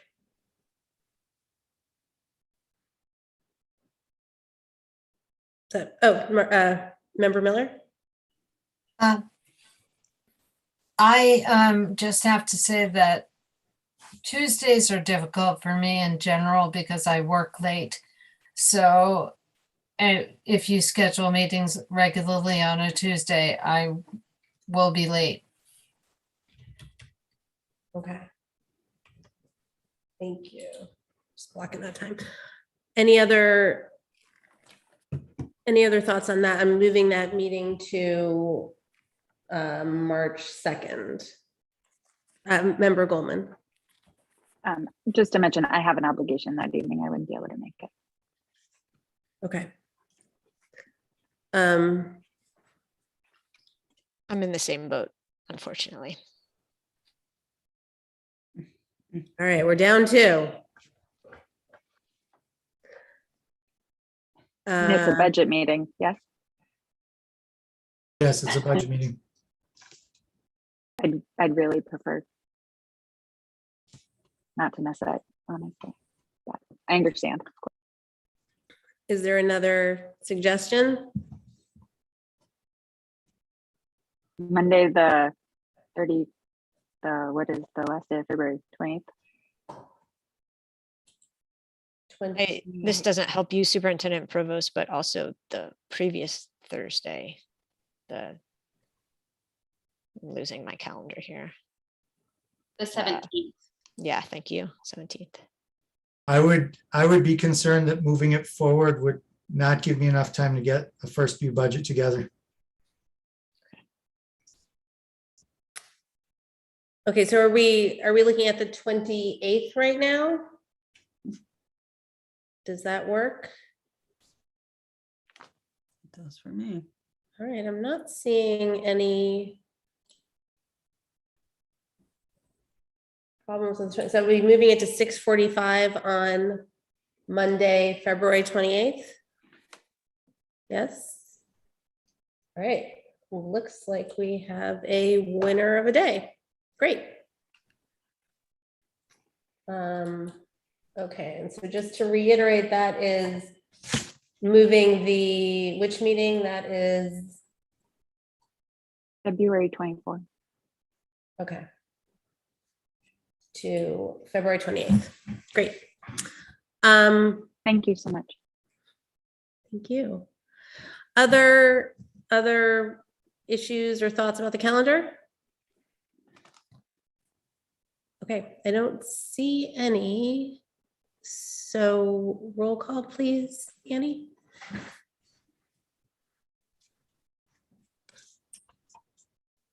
Member Stein, Yes. Member Levy, Yes. Member Miller, Yes. Member Goldman, Yes. Member Agna, Yes. Member Davis, Yes. Mayor Chiara, Yes. Member Robbins. Yep. Member Gazy, Yes. and Member Seraphy Cox. Yes. Okay, great. We have a calendar. Moving next to a vote on to approve school committee norms. This is kind of as like the rules. These are the norms and standards under which the school committee agrees to work. So is there a motion, Member Robbins? Yes, I'd like to make a motion as well to table this. I do feel very strongly that we are a new group, which is great. We have 3 people joining us from previous tenure, but the norms of a good group are the norms created by that group. And I would venture to say that would be a good idea for us to wait and make our own norms together. Second. Okay, the motion's been made by Member Robbins and seconded by Member Stein. Is there discussion to that motion? Member Robbins, you had your hand up from before, right? But Member Stein, yours is new. Yes? Okay. Member Stein? Yes, that's correct. I agree with Member Robbins. I do think there's a lot of very specific language about what the purview is and understanding of subcommittee's role and what the rest of the body is supposed to do. That's very particular, maybe to the last school committee. And also some of the wording and descriptions of the roles and responsibility of the school committee that I think we should have more robust conversation about. If this motion doesn't pass, I'd like to actually have that debate and deliberation if we have to do it tonight. Thank you. Thank you. Is there other discussion on not voting on this tonight and moving it forward? Member Goldman. Thank you.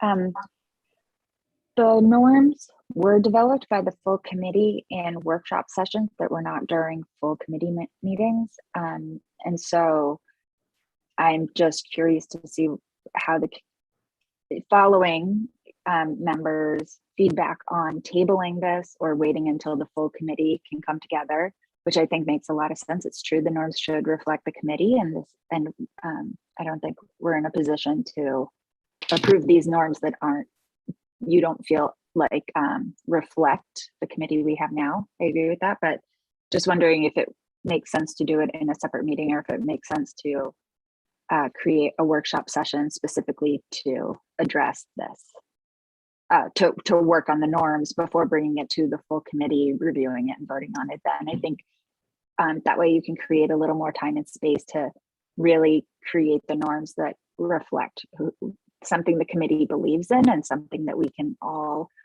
something really fundamental we're all agreeing on together, which is a great place for us to start from as we move forward in the term. Thank you. Member Goldman, may I ask, are you suggesting this goes to a subcommittee, or that it would be the work of an entirely different sort of ad hoc body? In the past, the way we did it is we held a workshop session before a public meeting that was still, of course, a public meeting, but it wasn't a part of the regular agenda. So it was something we specifically met about and talked about. Oh, I see. And worked on together, and then was brought to the full committee in the agenda. So it wasn't like a separate full formal meeting, but it was a workshop that all members attended and was open to the public. Got it. Okay. So a workshop for the entire committee, and then it would go to the full committee nevertheless for a vote. Got it. Thank you. Member Gazy and then Member Robbins. I have to agree with Member Goldman's suggestion about a workshop getting together and having a wide-ranging discussion, because I'm sure there are different things that pop out to different of us, and it just seemed like a good idea, the way that would be a way to handle it. Thank you. Member Robbins? Yep, and without taking more time, I'll ditto that. I think Member Goldman put it very, very well. And I note these norms, I don't believe were made until last summer. So they took a while to put together, but we could take that time too. They're important. Okay, thank you. Any other comments to the motion, which is to, I guess, to table this, and then with the suggestion from Member Goldman to create sort of a separate meeting to work on this? All right, roll call, please, Annie. Member Levy, Yes. Member Miller, Yes. Member Goldman, Yes. Member Agna, Yes. Member Davis, Yes. Mayor Sciarra, Yes. Member Robbins, Yes. Member Gazy, Yes. Member Seraphy Cox, Yes. and Member Stein. Yes. Okay, those will be addressed at a later point. And that brings us to a vote to approve the quarantine MOA. And Member Seraphy Cox, would you like to present this and put forward a motion? Yes, absolutely. Thank you. This MOA was developed in response to situations where either entire classrooms or specific members of classrooms needed to quarantine. And it was ratified in executive session by the previous school committee. The practice of the school committee has been to then ratify agreements in open session. There are a few clerical items that are highlighted in yellow in the copy that you have, and those are things that have changed since the ratification was made at the last meeting. And the probably most significant of the changes is the dates by which people need to file for the protections, and of course, the dates that were in there previously had already passed, so we needed to update those dates reflective of the current time. So I would put forward a motion to pass the quarantine, sorry, to ratify the quarantine MOA. Second. Motion's made by member Seraphy Cox. Was that seconded by member Stein? Is that right? Yes. Okay. Any discussion? Seeing none, roll call, please, Annie. Member Miller, I'm sorry, was that me? yes, Member Miller, apologies. Yes. Member Goldman, Yes. Member Agna, Yes. Member Davis, Yes. Mayor Sciarra, Yes. Member Robbins, Yes. Member Gazy, Yes. Member Seraphy Cox, Yes. Member Stein, Yes. and Member Levy. Yes. Okay, that has been ratified, and we are moving on to a vote to grant a right of access approximately 11 square feet for sidewalk improvements at Bridge Street as part of the Safe Roads to School. And Superintendent Provost. Thank you very much. Actually, Director Fiden tells me it's closer to 12 square feet. So this is a right of access to a parcel that's by the sign that was mentioned earlier this week. It would allow for grading and for wheelchair access. There are also some temporary rights of access that the construction crew would need while they're in the process of building the sidewalks. But the temporary, the permanent right of way we're asking for is this 12 square foot area. I noticed that Director Fiden is on the call tonight. So if there are any specific questions about the scope of the project, he may be able to help answer those.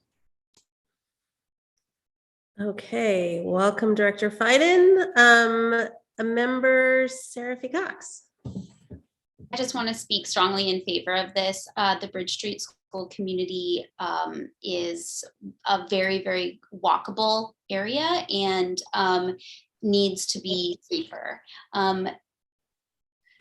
I'm mixing up my years because it was the last year in which we didn't have COVID. So however many years ago that was, we had our crossing guard at Bridge Street School was struck by a car. And at the intersection that we are talking about making these improvements. So it's vital that that Bridge Street School has these improvements. There are additional improvements that are needed beyond even the scope of the Safe Routes to School project, but this is a great start. And I'm so glad to see the Bridge Street School community really mobilizing behind this effort, as well as the Ward 3 Neighborhood Association and the school district and of course the city. So just thank you so much for all of that partnership. This is going to be a really, really great project for the students at Bridge Street School. Thank you. Any other comments or questions for Director Fiden? I don't see any, Director Fiden. Oh, Member Goldman.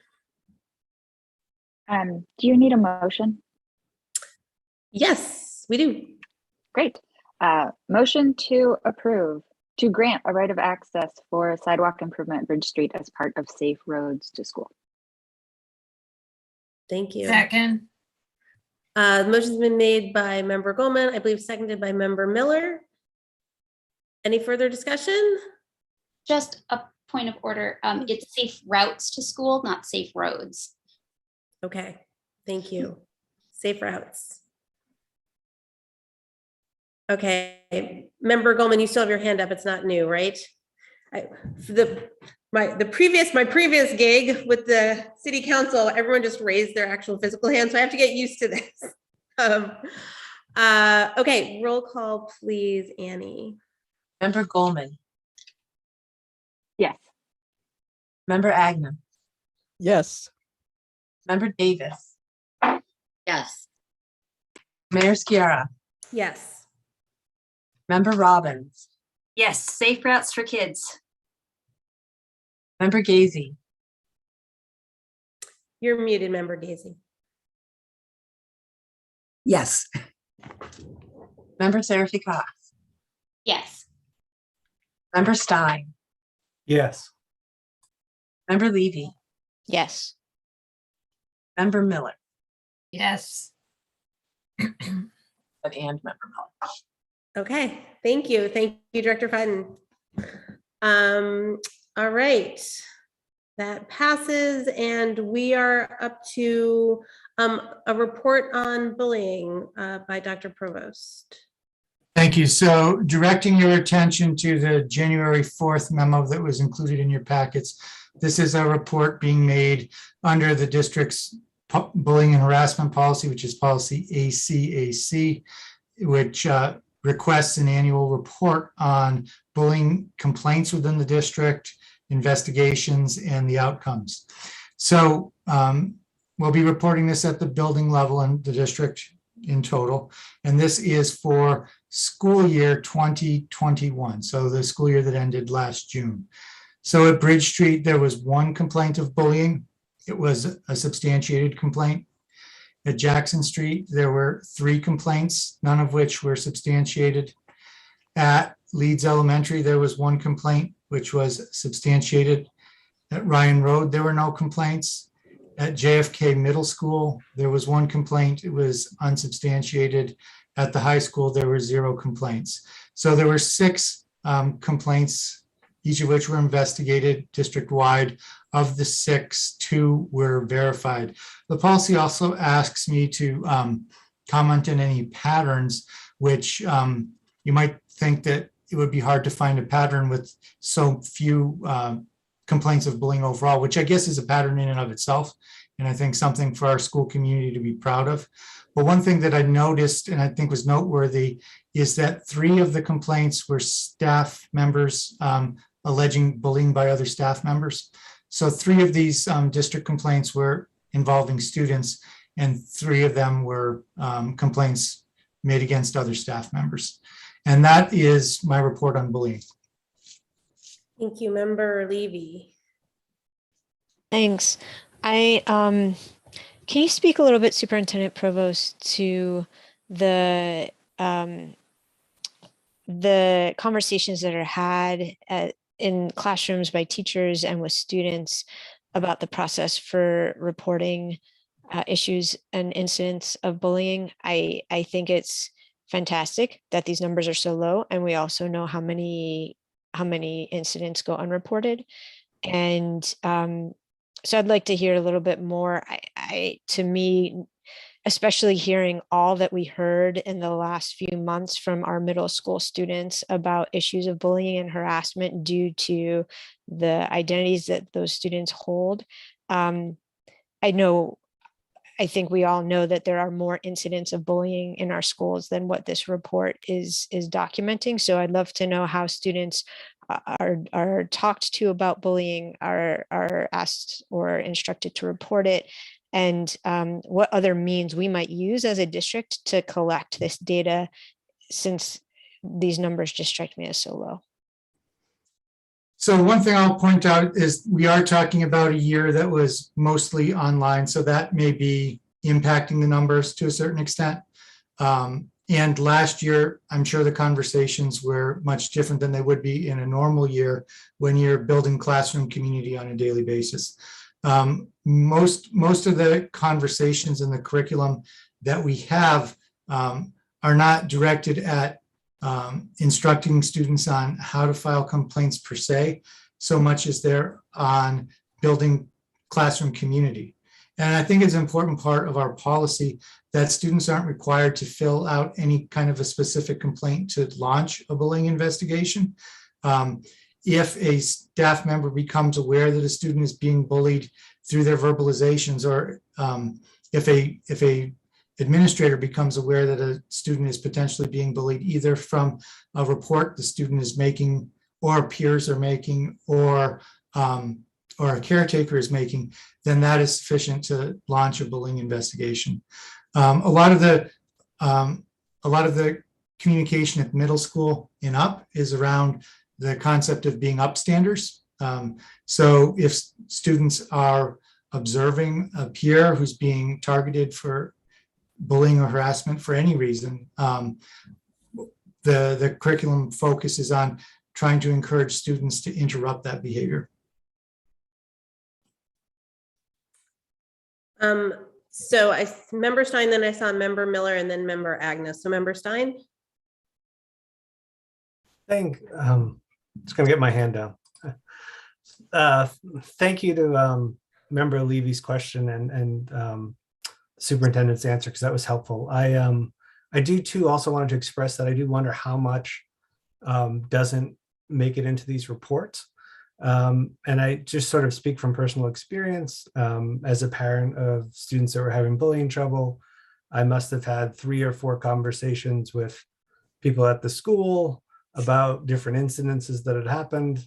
And it wasn't until probably the 4th time that I was even made aware that there was a formal complaint process, and which, because of other interventions, I decided not to pursue. So like, I'm curious about like how much gets screened out and how much we might capture some of this information about things that are dealt with outside of the official investigation process of this policy. Because I would imagine that there's quite a lot that's dealt with either at lower levels. It certainly wasn't my experience that a teacher or a counselor or whoever at the school being made aware launched an investigation. So I'm just curious about the policies, how it's put in practice. And this is all helpful to educate me. So thank you. You're welcome.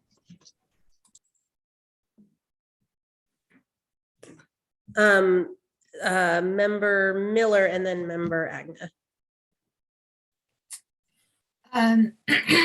My concern is, of course, I'm first concerned about the reports that were investigated and found not to be substantiated.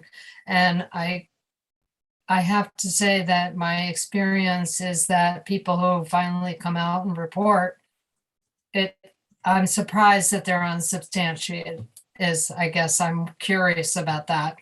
I also think that it's really important to have ways for especially students to report to anyone, not just teachers or guidance counselors, or because they are so unlikely to report, and it is so difficult to get them to report because mostly fear of retribution, fear that nothing will be done, that nothing will change. So I just think anything we can do to make the reporting as easy as possible. And that if a parent contacts someone at school, that it would be responded to immediately, because kids are so reluctant to report. Thank you. Member Agna. I've always been someone who's interested in what we can do proactively in education. And when I think about bullying, I think about school culture and a climate that hopefully prevents some of these things from happening. And my past experience as an educator in Northampton schools is that we looked at different curriculum that was to help students understand their rights, their upstanding kinds of behaviors, their responsibilities. We have responsive classroom. I think there's PBIS in a couple of schools, but I think overall, at least my understanding is that second step is the health curriculum or social emotional curriculum for the Northampton schools, which has a very big piece about bullying in it. And I know that teachers are overwhelmed now, and I'm I'm not trying to call anybody out about not being able to address these kinds of issues as a whole class or a whole school. But I would just hope that once we get over this horribleness, we could really return to looking at whole school climate and the ways, the kinds of evidence-based programs that do help ameliorate and or prevent the kinds of things that lead to bullying. It has to start early. We have to have really a robust program in our elementary schools, and we have to also pay attention to those kind of difficult to measure things about school culture and climate. It's ironic we are talking about a curriculum committee. That's where I got to know about Second Step, because that's where it came from. And I just hope that we can, again, go back and think about school culture when we have the space and time to do that. Thank you. Thank you. Is there any further discussion? Remind me, do we have a motion? There's no Oh, wait, no, vote on there's this. no vote, sorry. Thank you. Okay, so no further discussion on this report. Okay, thank you, Superintendent. Moving on to I, discussion and possible vote to create a district-run childcare program or invite the YMCA to expand their childcare program to Leeds. This is also Dr. Provost. Thank you. I'm going to share my screen again.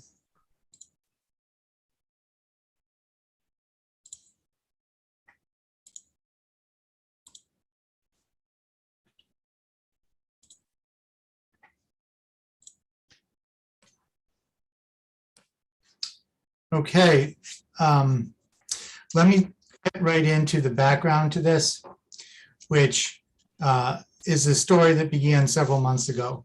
So at the August 21st school committee meeting, the school committee directed me to, quote, secure licensure for the Leeds Elementary after-school childcare program to be district held, and for the superintendent to present findings and recommendations at the January school committee meeting to determine the feasibility of extending it as a district-wide program to the 4 elementary schools for the following year. At the December meeting, at my request, the school committee authorized me to create an ad hoc subcommittee to develop and distribute a child care survey to help inform the committee at this vote, which was scheduled for this evening. I'd like to thank the members who served on the ad hoc subcommittee with me, including Gwen Agna, Kaya Goldman, Kim Allure, Julie Bianco, Laura Fragamini, Gabrielle Hollander, and Mackenzie Sullivan. Here are the survey results. We had 340 responses in both English and Spanish. It was available in other languages as well, but we did not receive any responses in any language other than English and Spanish. 286 of the 340 respondents chose to identify race and ethnicity. Here you can see the results first by race and then by ethnicity. Actually, there was slightly lower response rate on the ethnicity question.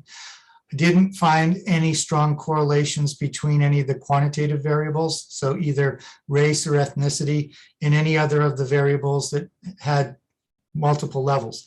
I will point out that the sample was so white. It's hard to find correlations when one group is so large. But I will say that in general, even though none of the statistical tests showed anything, at least to my ability to perform statistics, it did appear that members of all racial and ethnic groups were answering the questions in a very similar way. So I don't think that we were seeing differential responses by either race or ethnicity. Overall, more than 2/3 of the respondents said that they were utilizing some form of childcare. The Y was the most commonly used form of childcare in this survey, followed up by the Leeds Late Bird program, private babysitters, other community-based childcare providers, sharing childcare duties with another family. And another finding was that most of the respondents paid the full cost of childcare. It seemed that many families not utilizing childcare would potentially be interested. I say that because more than half identified cost as an issue with their ability to access childcare. More than a quarter said there was a mismatch between childcare hours provided and the family need. 15% identified wait lists as a problem, and about 8% identified lack of transportation as a problem. So that tells me that there may be a greater desire or greater need for childcare than even the 2/3 who are currently using it, at least among those who responded to this survey. What caregivers valued in child care programs is very consistent, and it was really a small number of responses. Even though this is open response, the response is really centered around a few key themes. The first and foremost was safety and security. Next was dependability and consistency of programming. The third was flexibility. And there's a related question indicating that there might be a willingness to pay more for flexibility. That's the second item, the pie chart on this slide. So more than half said that they would be or would potentially, well more than half, almost everyone said they would be either interested or potentially interested in paying more in order to get more flexibility with childcare. The next theme was caring staff. And then the final value that caregivers identified were opportunities for children to play and socialize with their peers. The current grade level of the respondents really went across the full range from preschool to 5th grade with similar amounts in each of the grade levels, little bit less for kindergartners, but in general, it was somewhere between, right around 75 families from each grade level. Childcare hours needed was strongly tilted towards the afternoon programming. There was 35 families who identified 7 to 8 a.m. as a time when they needed assistance. But you can see that really the sweet spot for childcare in our community is the 2 to 5 p.m. zone. There was also a group of families who were requesting childcare to go beyond 5 o'clock. In terms of days needed, more than half needed childcare every day of the week. A 16% needed it 4 days a week, 24% needed it 3 days a week. So I would say 3, 4, or 5 days was really what we would need in a program in order to serve the needs of most people. Most caregivers also said childcare is essential when school is not in session. 86.4% said they needed it on early release days. 85% said they needed childcare on professional development days. 76% said they needed it on parent-teacher conferences. 55% said during school vacations, which were school vacations within the school year. About 40% said during summer vacation, and a little over a quarter said they need childcare on holidays. In the open-ended responses, there was a response at the end, or a question at the end that asked people just to share whatever else they wanted us to know about the childcare programs. And it was remarkable that what everyone was responding about was that they loved their childcare program. If they had the Y, they loved the Y. If they had Leeds Late Bird program, they loved the Leeds Late Bird program. There were very few negative responses in the open-ended. And so now to the question of economic feasibility. And we're using the Leeds program as a gauge for what the economic feasibility of expanding the program would be. You can see that the program started this year, shortly before the time the August vote was taken with a balance of about $74,000. Through the end of December, they took in an additional $48,000. The payroll and other expenses came to about $38,000, and so the balance grew by $9,000 over the course of the first half of the year. So it's a financially strong program. Building this out, we tried to project forward what it would take in order to develop a district-wide program.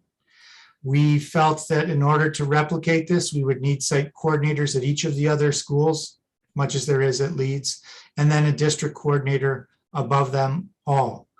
We also would need a payroll specialist because of the additional TS1s, is what we call our timesheets that would have to be processed on a weekly basis. So that's $230,000 of administrative costs. Then we would need additional staff, obviously direct staff for the program. We projected 19 staff and a nurse to be on call to be shared among the 4 schools. Our anticipated participation was 155 students. We arrived at that figure by looking at the number of students who are participating in programs at all 4 schools this year and reducing that by an amount that we thought would probably go to the Y, because the Y has told us if we did do a district-wide program, they would offer their own program. And so we'd be in competition with the Y for that. So we reduced the number to assume some would go to the Y. We basically took most of the reductions from our projection at Jackson Street because of its proximity to the Y. My guess is that the Y program would draw most of its students from Jackson Street rather than from any other elementary school. And we also assumed that of that 155, 25 would have fees waived under the school committee policy regarding sliding scale. So with that, the projected program cost per hour would be $834.82.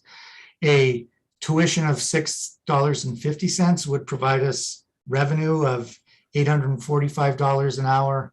So that would be the minimum recommendation. If the school committee votes to go ahead and do a district-wide program, I would not suggest we go just with the minimum, because even though the current rate has been successful at Leeds, there are other things that we need to factor in rather than just the bare cost of running the program. For example, we'd need to factor in the cost of litigation associated with disputes in the program. We have had some litigation around the program, the one district program that we run. We could potentially have some workers' comp liabilities. We could potentially have some unemployment liabilities. So I would say that, $7 an hour would probably be a more responsible rate to set, just to provide us with cushion for some of those potential costs. So recommendations. So I think we've proven that it's possible to create an economically sustainable model, but I really don't think it's advisable.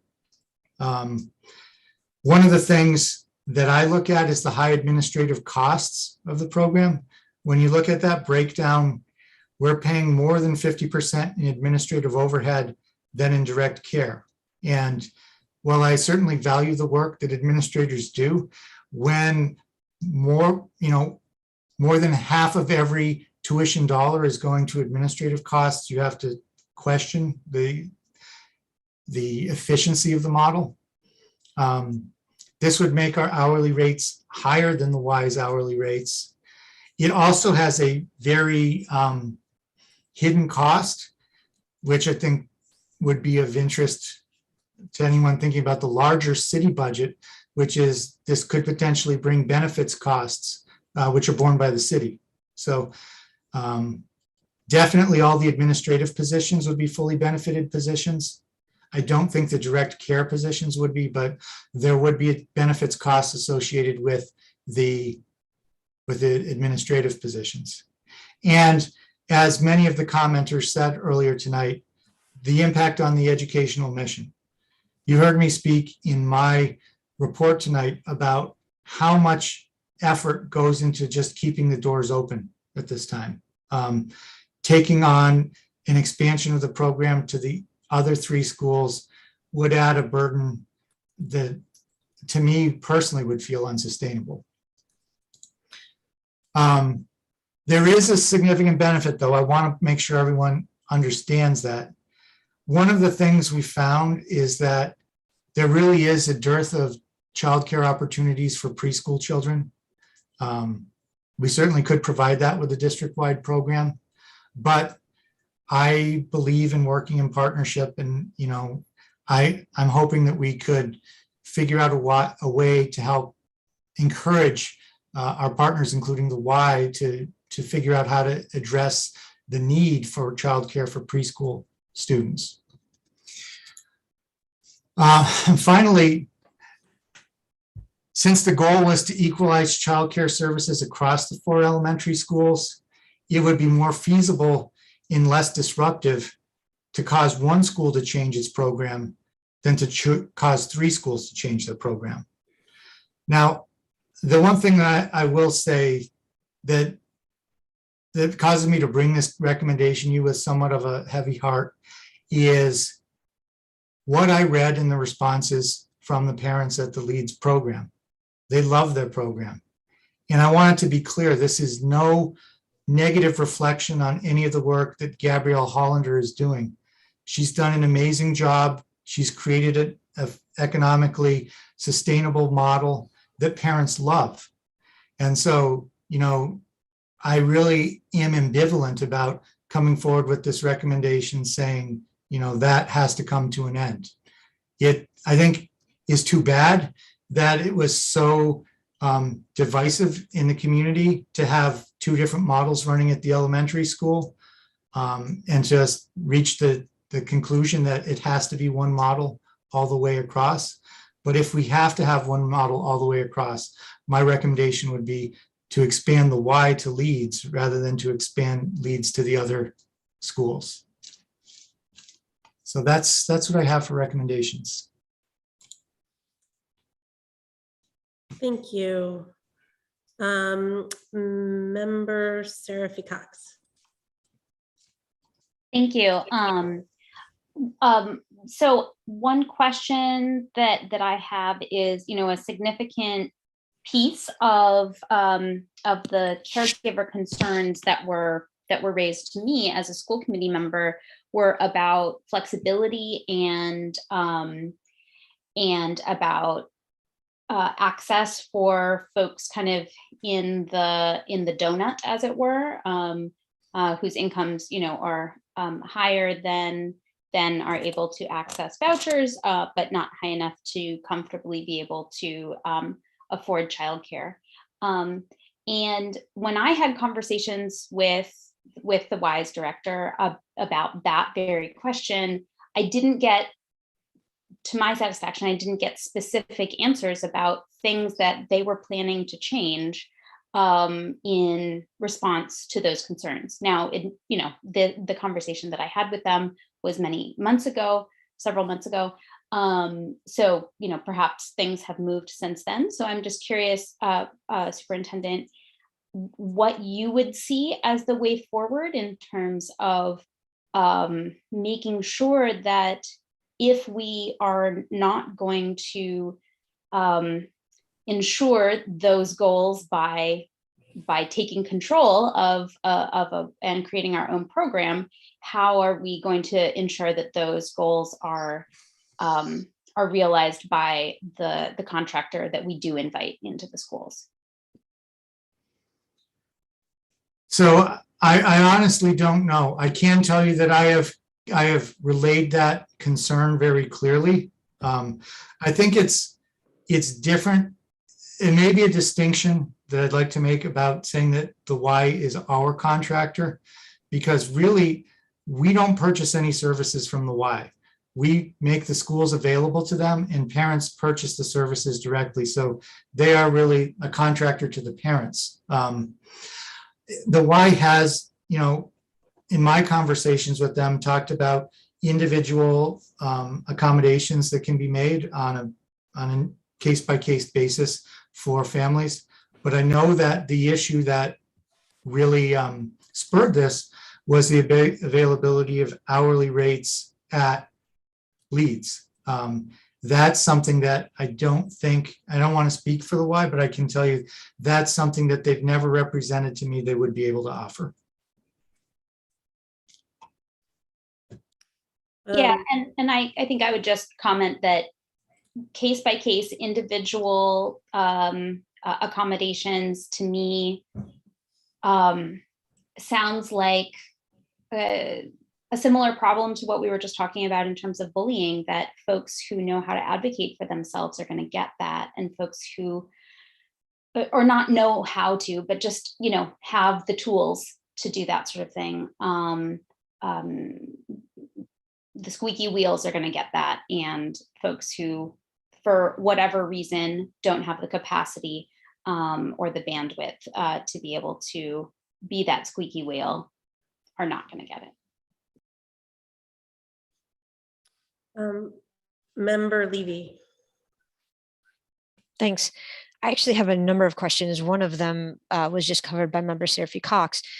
And I just want to add that when we discussed this a few months ago, and when there was plenty of public comment about the issues and people claiming inequity here, much of it was around the fact that the Y said that they would make exceptions on a case-by-case basis, and yet we heard time and again from people who asked for exceptions and were not granted them. So that's one piece. Another piece is, because of the flexibility of the LEADS program, even though the hourly rate of the Y program would be lower than what you came to, Dr. Provost, in your report and in your recommendation, my understanding, and again, this comes from constituents who have shared their experiences, is that because the Y doesn't offer flexibility, many people are paying for hours that they're not using. And so the overall cost of the Y, even if the hourly cost is lower, the overall cost can be higher for a lot of families. I guess that's not a question. It's just something I want to bring to people's attention. Some of the questions I do have, though, the first question is, there are people on the wait list for the program at the Y, and now we're talking about expanding it or asking them to expand it. Right now, the Y doesn't sound like they're able to meet our current need. So what guarantee do we have that they would be able to meet the need of an expanded program? And what are they doing, to your knowledge, about the families on a wait list who are needing after school care and not able to get it? I can't speak in terms of guarantees around the ability to expand the program. I did ask the Y, in terms of this vote, what was their absolute deadline to be able to do an expansion. And they said if they were going to take on another school, they'd have to know by February the latest, based on their need to staff up.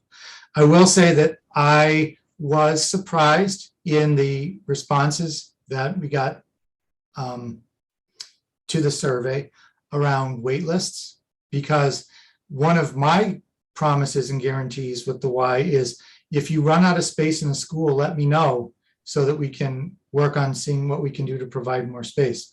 What I learned from that conversation was that the wait lists that exist are not based on lack of space that the school is providing to the Y, but some staffing issues that they're having, much like we're having. So, I can't, and I won't predict, what type of future ability they may have to hire more staff. But that's what I can tell you about the wait lists. And I will say that those were exactly the comments that we heard before that prompted this whole investigation. Right. The other question that I have, and I'll name my own bias, that I am a Leeds parent, and I fully utilize the late bird program at Leeds. And one of the reasons why I was excited about Leeds and drawn to that school was because it was an in-house program, which meant that all of the educators and all of the people involved in administering the program were connected to the school, understood the school culture, understood the school values, were trained in the same professional development programs that are offered to other educators. And so, you know, as I think about the program that we did this fall on gender and gender inclusion, the folks at the Leeds After School program participated, whereas I don't have any understanding of what our partnership is with the Y After School program, what kind of development work they're doing to be connected to the culture of the school and the schools, and to understand the values and to understand. And so that's a question that I have for you, Dr. Provost. Do you know, sorry, it should probably be a question for the Y folks, but do you know what kind of professional development they're doing, and how are they connected to ensure that their caregivers are connected to the schools and school cultures in the same way? I can't answer that. I think it is a question for the Y. That has been another one of the distinguishing features between the Leeds program and the Y program. Although I will point out that that's gotten to be a little bit less so this year.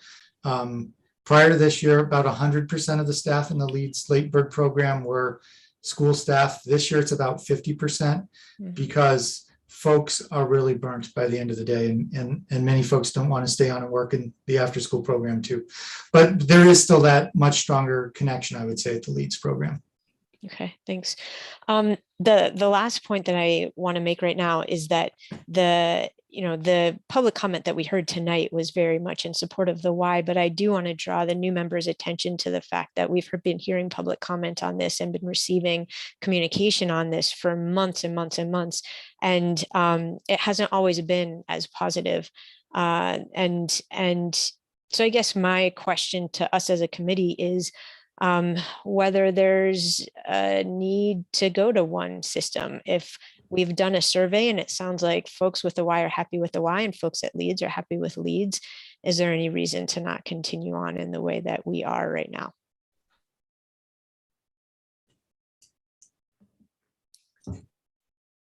Oh, okay, Member Stein. So I'm just digesting what Member Levy just laid out. I just want to start by thanking Nick for walking me through some of these financials back in December and helping me understand what sort of snapshots and dollar figures were coming in. It was really helpful for me to understand some of the things driving some of these conversations and considerations around feasibility. And I really appreciated that. My own perspective is it's likely that we can't handle pulling this off right now district-wide. I'd certainly be open to a district-wide program if we were able to do it and we had the time and it could be done thoughtfully. I just don't know that we can do that right now, given the tremendous strain the entire system's under and the pressures around staffing. I'd be open to it. I don't know, Member Levy suggested something that I hadn't thought of, which is the one or other model. We have to do one or the other. Maybe we don't. I don't know. I wasn't part of the last school committee that charged Dr. Provost with coming up with a recommendation here or setting this in motion. I do have some ideas. One of which is if the district goes towards expanding the Y program, my understanding is that the majority of the money, it was about $74,000 that rolled into the Leeds program this fiscal year, is just really accumulated tuition over many, many, many, many years. And I think that if we do expand the Y, I would really like to see that money be used to mitigate some of the financial effects on the Leeds community. Since it's tuition dollars that have been accumulated for many years, there's a way to sort of transition that school community so that it's not such a financial hit, so that people that were accessing things earlier might have a chance to still access things while they're members of the school. So I would suggest that as a possibility if that's the way the committee's decision tonight goes. And the other thing I would throw out, and I'm sort of just spitballing this, just thinking about what Member Levy said, was that, and also appreciating what the superintendent said about the fact that we're not contracting with the Y, but we are allowing them to come in and conduct business on our premises. And I do wonder if we could have some sort of memorandum of understanding around some of these issues that gets renewed each year. So how many waivers are they able to grant? What are the staffing issues that they're, a lot of the things that Member Levy mentioned, I do think it would be possible to put some things in place to try to exercise some oversight or try to encourage them to happen. Understanding that it's likely very hard, but I don't have a way to do that in mind. I don't have a motion in mind, but I just wanted to share those thoughts with the committee. Thanks. Thank you. Is there further discussion or anything that you want to respond to, Superintendent Provost? Yes, I can speak to the issue of the balance and what we would do, because that's a very clear-cut issue. Under school finance, any money that is accumulated in a revolving account needs to be used for the purpose it was collected. So there are things that we could find at Leeds that we could use the money on, but it would have to stay within the Leeds community and would have to be for some kind of childcare related purpose. Thank you. Member Goldman. Thank you.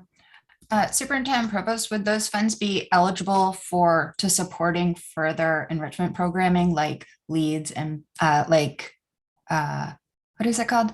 The BASE and LEAP and these kinds of after school programming, or I mean, maybe even also the LPAC hub you just spoke of earlier? I would say potentially, it will be the auditor's call in the end, but I think those are very closely aligned purposes. So I could make that argument if we had money that we needed to disperse. It's my understanding that some of the tuition from the LEAP programs from the LEAP program has supported the Late Bird programs in the past. So that's why that came to mind as being in alignment with that. Nick, I see your, thank you. Nick, I see your hand raised. Did you want to speak to that question? Yeah, I just wanted to note that some of that money in there is LEAP tuition. It's combined into one revolving account. So that $74,000 figure you heard about before, it is a combination of Late Bird fees and LEAP fees. I just wanted to make sure the committee knew that. Thank you. Member Gazy.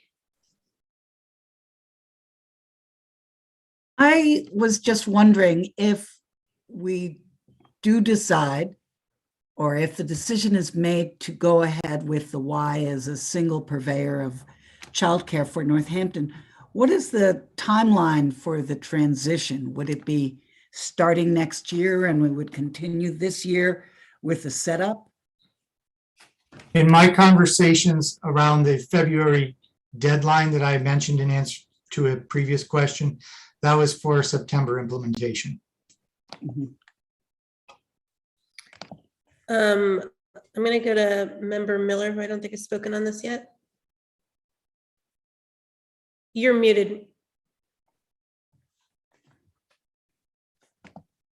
My question, which may be naive or I'm not understanding this, but I guess what I wonder is something that I think Member Levy mentioned, which is why is it not possible for some of the funds that have been accumulated for planning for the for the Leeds program, why is it not possible for parents to choose to do the Leeds program at Leeds, if it's continuing, or the Y.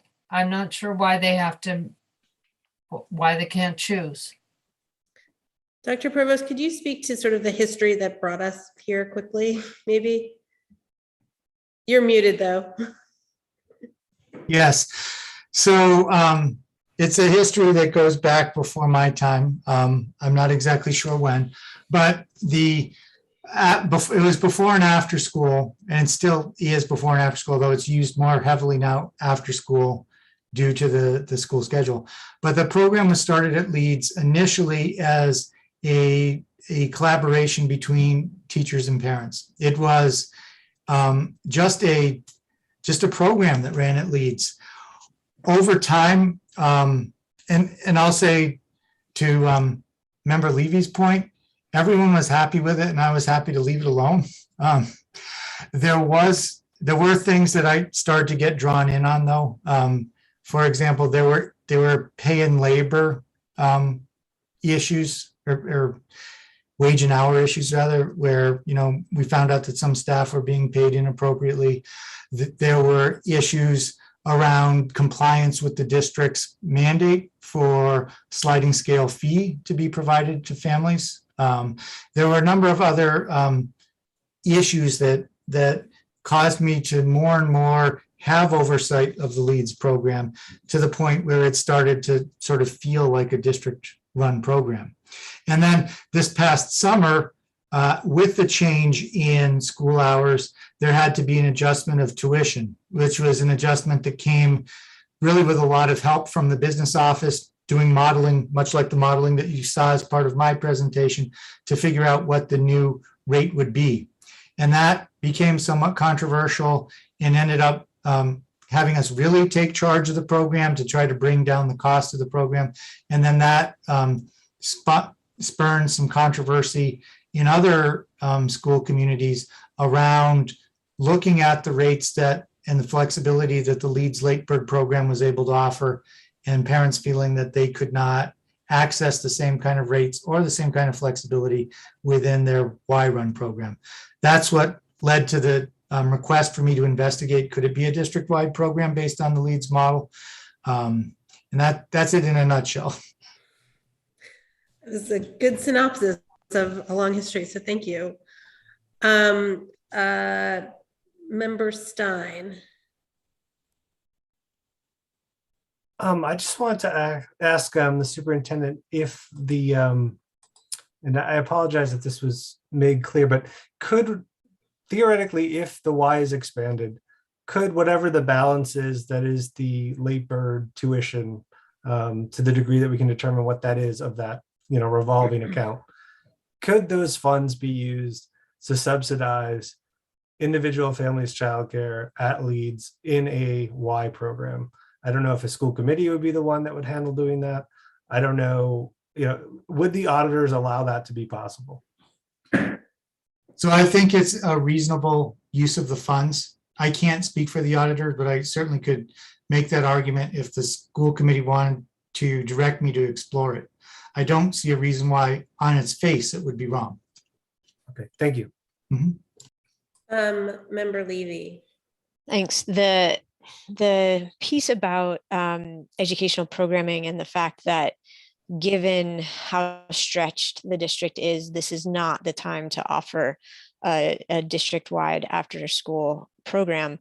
I guess my question is, does it make sense to table this for a year and continue on the way we are right now with 2 different programs, and then revisit when hopefully we're not in a pandemic, let's all hope, and perhaps there might be more capacity and it might make more sense. If that's the reason why we're not doing this, I would hope that we could look a little more long-term. Is that a motion, Member Levy?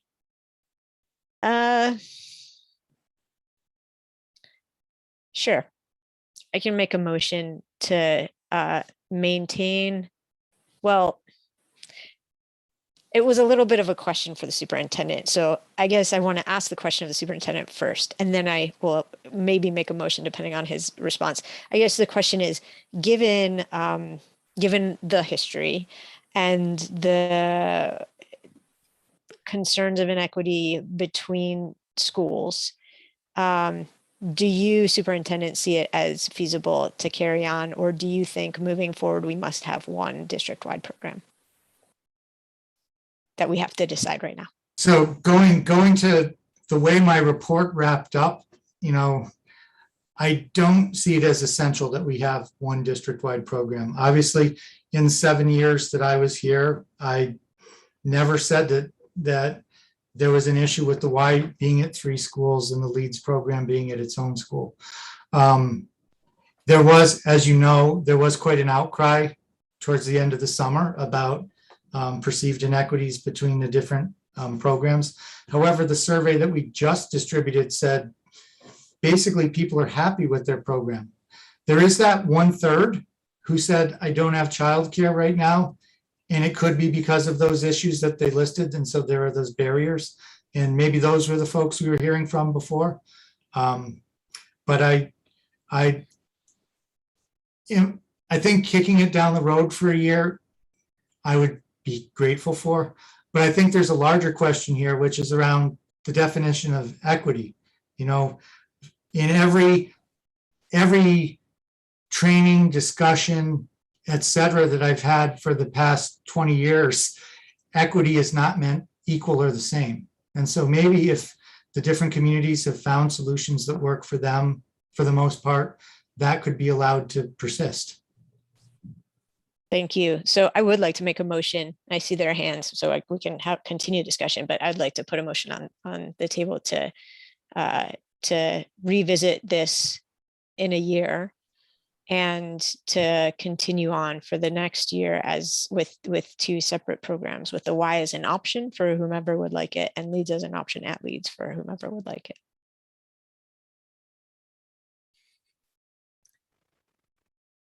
Is there? Could you define the year? Sorry, just what's the year? So as I understand it, this would, if you could just tell us what the year is, that would be great. Yeah, well, it sounds like if the Y is to expand, they need to know that by February. And so I would say before February of next year, we should have a decision and can be more informed based on the status of the pandemic. So there needs to be a second to. Second. Okay. Especially made and seconded, and I'm going to go to member Agna, then member Robbins, and member Goldman. I would just echo the superintendent in terms of this is really there's a long history that I'm aware of, having been in the district with Barbara Black as the early childhood coordinator after I served in that. And there's always been a concern, I think, and that I think got raised in the summer when all of this blew up about licensing and about, I guess, all the things you talked about, legal exposure, Dr. Provost, also around situations in a childcare setting it Leeds that doesn't have licensing. So I'm not necessarily one to say one or the other about the qualities of the program, except in that I understand as the former early childhood person, and I think Barbara is on the line too, that we do really need to think about licensing and standards of programming that we have, not necessarily our own schools, but in our schools, to make sure that we are adhering to what those requirements are. And those are requirements that, as the principal of a school that had the Y, I was always impressed with the kind of care that was obligated to provide because of licensing, so that there was a really good ratio for students and caregivers or counselors, and that settings were deemed appropriate for students in aftercare and before care. So I'm happy to go ahead with looking at it at another time. That isn't something, but I really do hope that that Leeds is pursuing licensing at this point, because I do get concerned about legal exposure if there isn't a licensed program in our district. Could I respond to that? Yes. Absolutely. Another part of that motion was to obtain licensure, which there are two paths in an after-school program can go by. One is licensure through the Department of Early Childhood Care. The other is through the Department of Education. As a school-run program, was much simpler to get approval through the Department of Education, although the requirements are very comparable. The ratios are the same. The training required is similar. The one difference, and would be something that I would, if this comes back to the school committee for a discussion at a later date, that I would look into, is as a program which is now licensed or approved, they call it approved or registered through the Department of Education rather than licensed. And that is the status of Leeds at this point. We're not able to accept vouchers. I think, if we were going to have a district-wide program, it would be important to be able to accept vouchers, which would mean changing the licensure status or the approval status from Department of Education to early childhood. Member Robbins. I want to echo, thank you very much, Member Agnes' concerns about the licensure of the program. And I also heard something I found a little alarming about the fact that only 50% of the former staff at Leeds Late Bird were actually the ones who were with the children after school. And I wasn't really clear on who is with the children after school. And I don't have a problem with extending choice for parents at the program that they prefer and the one that feels comfortable for them. But I absolutely agree that I do have great concerns about having a program that's not properly licensed, properly staffed, and really has some continuity looking forward about being a fully compatible early childhood education program. And I'm not really hearing that from what's happening tonight. I hear more that it would be a nice thing to sort of not worry about for a while, and let's talk about it at a future date. But if there are children who are receiving care at this point in time that's not what it really needs to be, then I think we need to be a little bit more aware about making what is an easy decision at the cost of what should be excellence for kids. Thank you. Thank you. Superintendent, did you want to respond? Yes, because I guess I may not have been clear in my prior discussion. The program at Leeds has obtained the appropriate licensure through the Department of Education. There are two ways an after-school program can be licensed. One is through early childhood. The other is through the Department of Education. We have obtained the approval for that program through the Department of Education. So it's no longer in the status. That is another step in this process of it becoming gradually not just a parent and teacher collaboration, but a district-wide program. So that piece has been addressed. I just want everyone to be clear about that. Thank you. So apparently Barbara Black's hand is raised. We would need a motion, yes, to recognize. Is that correct? Sorry, Superintendent, were you going to say something? The past practice of the school committee is the chair has the discretion to recognize people from the audience. Oh, is that right? Okay. Then I would recognize Barbara Black, and let me see. It was a little dicey with phones. Barbara, are you able to unmute?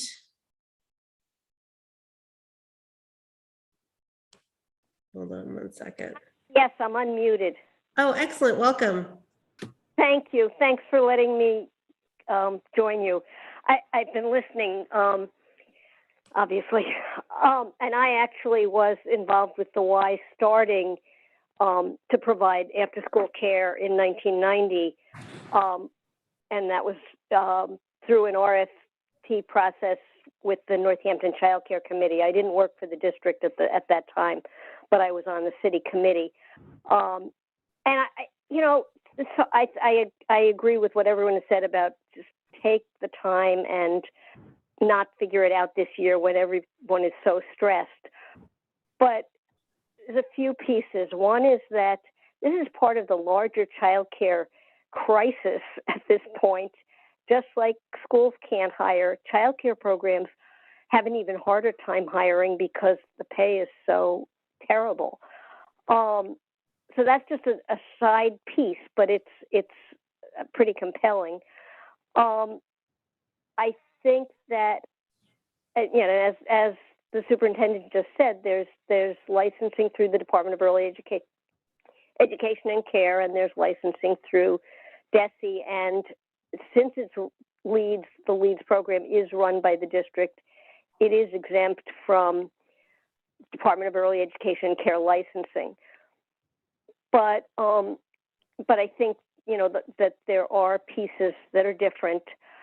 I think the other thing that maybe by taking more time, I say we, but you or anybody could look at the way the Y program or whatever child care program we have, it is coordinated with whatever, and I'm going to say in quotes, enrichment program we have at each elementary school. Each of the elementary schools has what's called an enrichment program, which is not as long as childcare, and is, you know, runs in sessions and is classes. And I know a number of years ago we did try to coordinate that, and had applied for money from DESE and didn't get it. But I think it's really worth taking the time to look at that. One of the things that it was pretty clear from listening to parents who spoke earlier was that they felt really good about the what their kids were getting at the Y. And I think any after-school program, any good after-school program is enriching. I mean, they're not having kids sit and stare at the walls.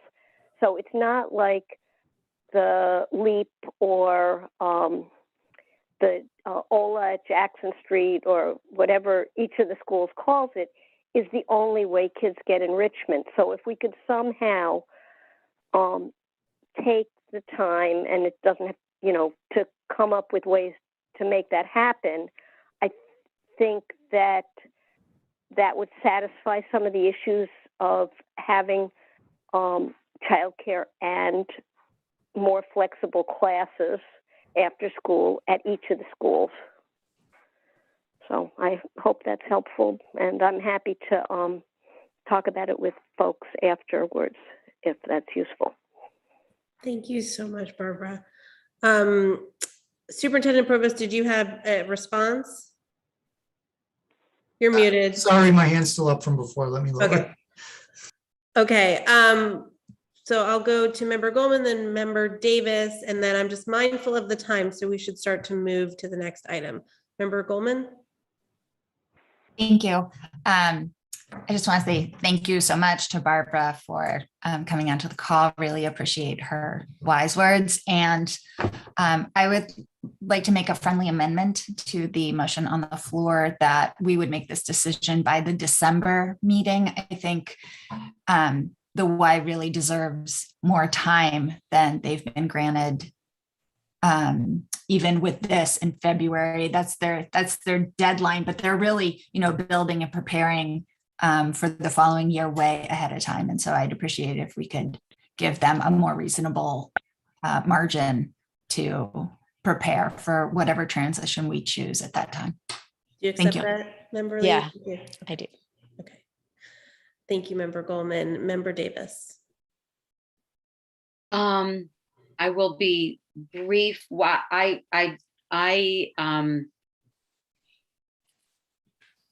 it is really late for me, so I'm worried I'm going to babble. But I always have a bad gut feeling when it comes to tabling, because I worry that laying on that table is that same problem that needed wrestling with. Yet this really, it's still going to be a really hard thing to solve.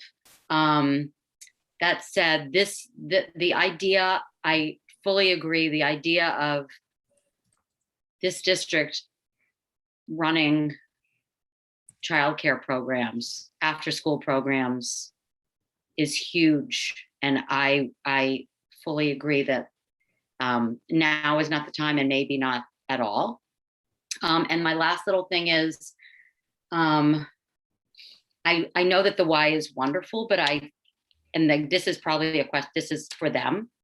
Hopefully if they're hearing the needs of people with regards to funding, flexible scheduling for hours, I only need this on Tuesdays and Thursdays, or for 1 hour or something, maybe they're hearing that, and that can maybe better for the families. If they're hearing that these are needs that the LEADS program maybe is able to meet. That's all I would have to say. Thank you.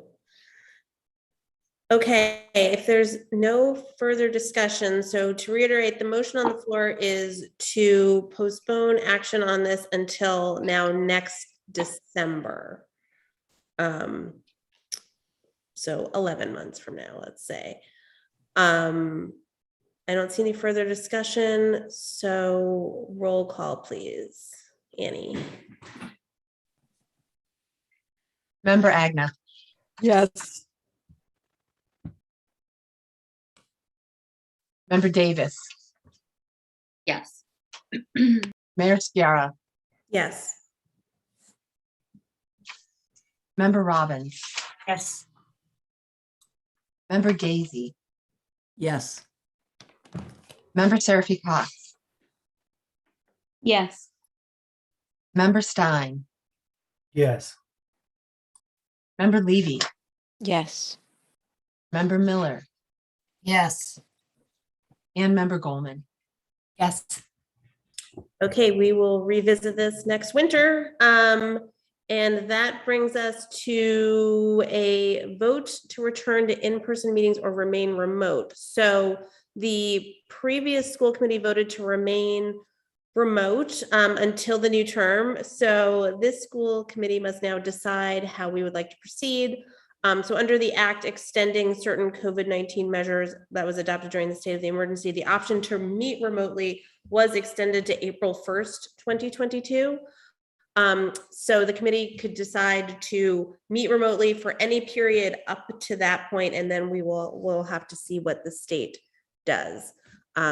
So do those options seem clear to everyone? We could remain remote, we could go back in person, or we could consider some sort of hybrid model, but we are able to remain remote until April 1st, as far as we know right now. Member Levy. Thanks. I have conflicting feelings here because I do think while we are opening our schools to in-person learning, that we should be in person as well. And I also have been so pleased with the immense amount of public participation that Zoom meetings has brought. So I'd like to make a motion that we remain virtual through April 1st, while we also, and I don't know who this would be, maybe our IT folks, ask our IT department to help us ensure that if and when we do go back to in-person meetings, that there is also a hybrid component so that the public can continue to participate virtually. I can share, I've had plenty of conversations with IT, and they are working on that plan. So great, thank you. Yes, their plan is to make that a possibility for any of the major meeting rooms that we have. So that motion was made. Is there a second? Seconded. Motion's seconded by Member Robbins. Member Stein.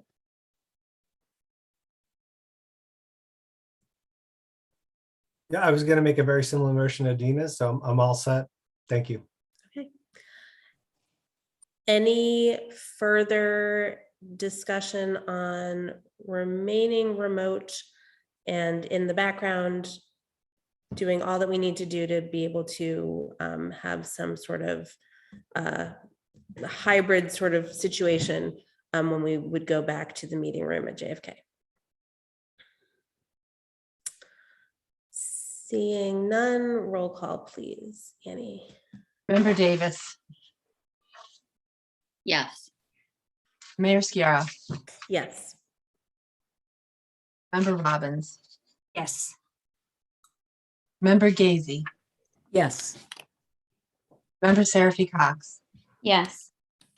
Member Stein, Yes. Member Levy, Yes. Member Miller, Yes.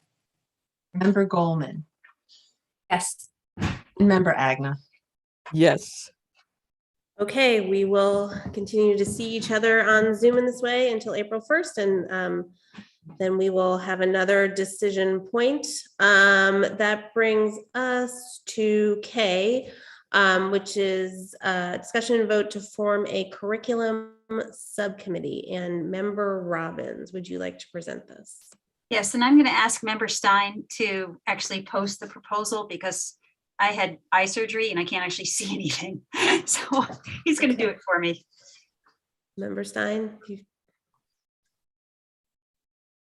Sorry, I'm just figuring out how to do the screen share here. Just give me 1 second. As a co-host, you should have the ability. Tell me if you don't. Okay.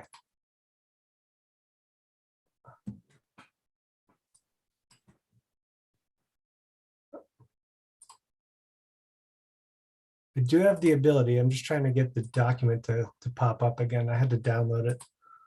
Sorry. No, no problem. I don't know where it went here. Okay, so where is this thing in the folder? Okay, here we go. Thank you. And I'm going to go and I'm going to share this. So let's see if that'll work. Share screen. Here we go. Super. Thank you. So this is a proposal that actually comes from some wondering that goes back a while. We haven't had a school committee subcommittee for curriculum since 2018. And in getting a chance to go back and look what happened, it sounds like it was sort of kind of a sorry mess in a way. And it feels as though what happened was the whole school committee wanted to be part of talking about curriculum, which is great, except that it means that there's a lot more time with everybody at the table talking about curriculum. And it kind of ended up backfiring in a way because it really wasn't allowing to go as deep as folks wanted. And there wasn't enough coverage and it was a lot more time consuming. So this proposal is really thinking forward about creating a very new concept about what a curriculum subcommittee would be. And I would ask folks to think about that in a really positive way. So thinking forward and not thinking backwards. Most districts in Massachusetts do have some form of curriculum subcommittee or teaching and learning or assessment. Former member Kaufman actually did speak with the director at that time of the Massachusetts Association of School Committees about whether it was within our purview to have a curriculum subcommittee. And Glenn Kuchar, who is really the go-to guy, said, absolutely. This is something that you can decide. It can go in any direction that you want it to be, but it is a really important part of our job. We are responsible for seeing that our children are graduates who are well educated. And in order to do that, we need to work very closely with knowing what's happening in that process. And it's not a micromanaging, it's not a threat to expertise, it's a respect for all of that. And for all of the experts who do work on curriculum within our school. And it's an opportunity for us as a school committee to have wonderful conversations with the folks who are doing that work and who can teach us more about what's in that process, that we can be more advised about it. And we can also make really responsible decisions in the immense amount of money that we spend purchasing goods and services that do provide these benefits for our children. So I'll very quickly just read through this. I mean, as the governing body of the Northampton Public School, the school committee is responsible for overseeing the district curriculum. To do this to the best of our ability, it is critical that we are well aware of what that looks like in teaching and learning, how it impacts student success, and how we evaluate best use expenditures of those allocated resources. We recognize our responsibility in setting educational goals and policies for the Northampton Public Schools. We're committed to this important function. We also recognize the importance of a systemic, ongoing process of curriculum development, adoption, and review. The curriculum is intended to be coherent and sequential in nature to ensure the efficiency and effectiveness of a solid, coherent, and sorry, my eyes are going blah, and sequential in nature to ensure the efficiency and effectiveness of a solid, coherent, engaging, and differentiated educational program. We spent a lot of time talking about differentiating our curriculum programs, and we'd love to learn more about it. Coherence is achieved through the identification of grade level and course specific essential knowledge and skills and that are interconnected and developmentally appropriate. The curriculum is designed to guide instruction while allowing flexibility for teacher creativity and the needs of individual students. An effective curriculum should be coherent, viable, clearly articulated, and should serve as the blueprint for our educational program. These are things that we need to be well aware of as a school committee, understandably. It's accordance with the above. We understand that curriculum development and implementation is complex and time-consuming work. We respect that on behalf of the professionals in our district. As such, the Northampton School Committee has established a curriculum subcommittee for the purpose of allowing appropriate and thoughtful consideration and support of the curriculum work being conducted by the faculty and administration of the Northampton Public Schools. Massachusetts law is clear. The role of the committee is to act through the use of budget and policy, and that most curriculum decisions are mainly guided by district educational professionals. The curriculum subcommittee does not dictate nor design. We work in a collaborative effort with educators to understand and support their work district-wide to realize our common vision of a Northampton graduate. The curriculum subcommittee is formed to assist the full school committee in this work and will, number one, consider and discuss curriculum-related issues and make specific curriculum-related policy and budget recommendations to the full committee. Regularly review the progress and products of curriculum teams. Hear department program reviews and report to the full committee. Hear the secondary program of studies review and the elementary curriculum summaries and report to the full committee. Review reports of curriculum related complaints and report back to the full committee. Review proposed new additions or changes to the curriculum, proposed curricular expenditures, and how they are intended to support student learning, align with our scaffolded curriculum, as well as be kept informed of that progress once initiated. We would hear updates on how prior program expenditures and changes have been implemented and how that has impacted current teaching and learning. We support the district in giving feedback on caretaker and family accessibility and clarity of use on district curricular documents. We ensure the alignment of the curriculum with the NPS educational philosophy and goals, local and state learning standards, and state and federal laws and regulations. We make specific policy and budgetary recommendations to the school committee and its subcommittees. We support equity within the educational program and make recommendations to the school committee and its subcommittee when appropriate. We review and make recommendations to the full Northampton School Committee regarding the educational materials as allowed by state law, which is limited. Much of this is really very interconnected with our new district improvement plan, which has lots of wonderful windows for the school committee to be able to work with district professionals, with teachers, listen to students, and people who are working on creating some very new ways of looking at what the ways our children are taught and how we are best using the materials that we have access to and how we can support that process. And I'm very excited about being able to restart this committee with a really positive and forward-thinking view about how we can better collaborate and be transparent in that work together with our professionals. Thank you. Thank you. I'm having, could you possibly stop sharing member sign just so I can see people? You got it. Thank you.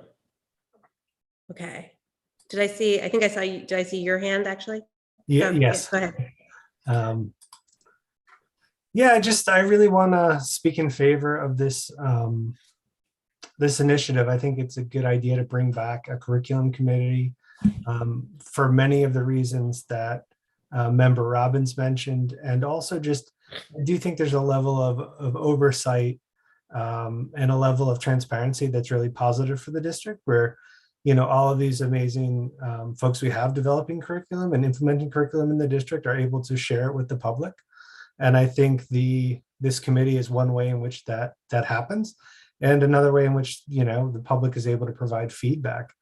I was pretty concerned by the circling of the wagons that we heard in the public comments and the reticence and animosity towards this curriculum program.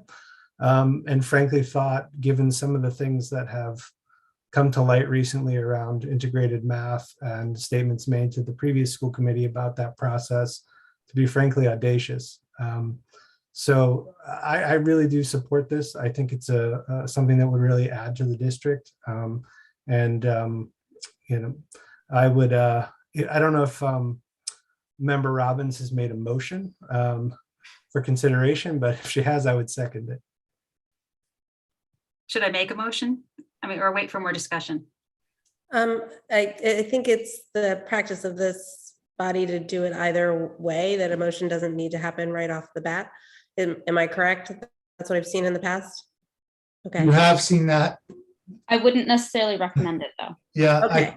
I think it would be great to have a motion and a second for discussion.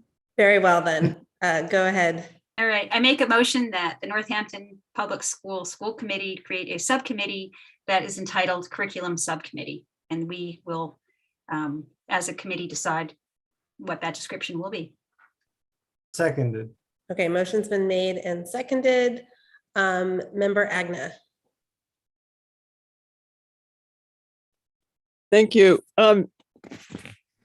I've been in this district for over 30 years, and I have to say I was quite surprised to hear that we didn't have a subcommittee anymore, because my experience of having a district subcommittee of our school committee was something that didn't seem, as it was described by many of the people who spoke in public comment.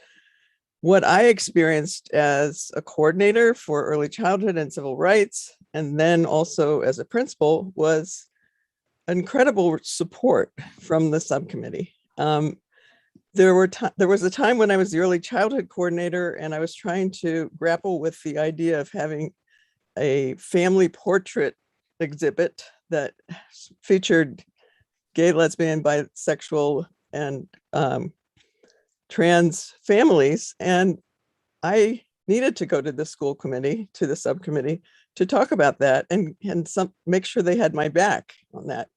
And that was my experience every single time I went to the curriculum subcommittee, that I felt there was somebody who had my back about all the things that we were trying to do that perhaps weren't things that the public either could understand or would support.